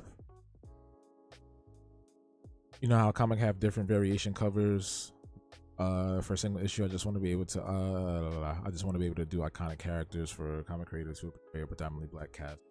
Oh, okay. Yeah, that sounds cool. I hope you do find some people to do that for and collaborate with for sure. But yeah, I'm looking forward to the numbers growing here. I'm looking forward to this community growing. I'm looking forward to seeing y'all grow together and collaborate and communicate and network. So a lot of y'all here are artists. A lot of y'all here are people who are in creative minded spaces, right? Some of y'all, dang, why are you saying good night already? You just be on a timer, bro. Like, damn, let me do some salutations. Let's actually have some conversation and feedback. Good Lord. We didn't even get to the good night yet. Jesus Christ. That threw me off. Golly. Forgot what I was saying. Well, my screen done turned the what you call it done turned off too. I forgot what I was saying. Damn. Y'all be so focused on saying good night. Yeah, are y'all listening to me? Like, golly, man. We not going yet. I don't know what you haven't even left yet. We still talking. We're still communicating. Oh, that's what I was saying. A lot of y'all in the community are artists, and I think it's great that, you know, there's room for Jesus Christ. I think there's room for a lot of networking and oh God. All right. Well, y'all have a good night. I'm done talking. Everybody's ready to go, so I'm done talking. It's cool. Thank y'all for coming through. I'll see y'all on Saturday for Sly Cooper, the final Sly Cooper thing. Vote on the poll. Sweaty Minds is out. Thank you and good night. All right. Bye.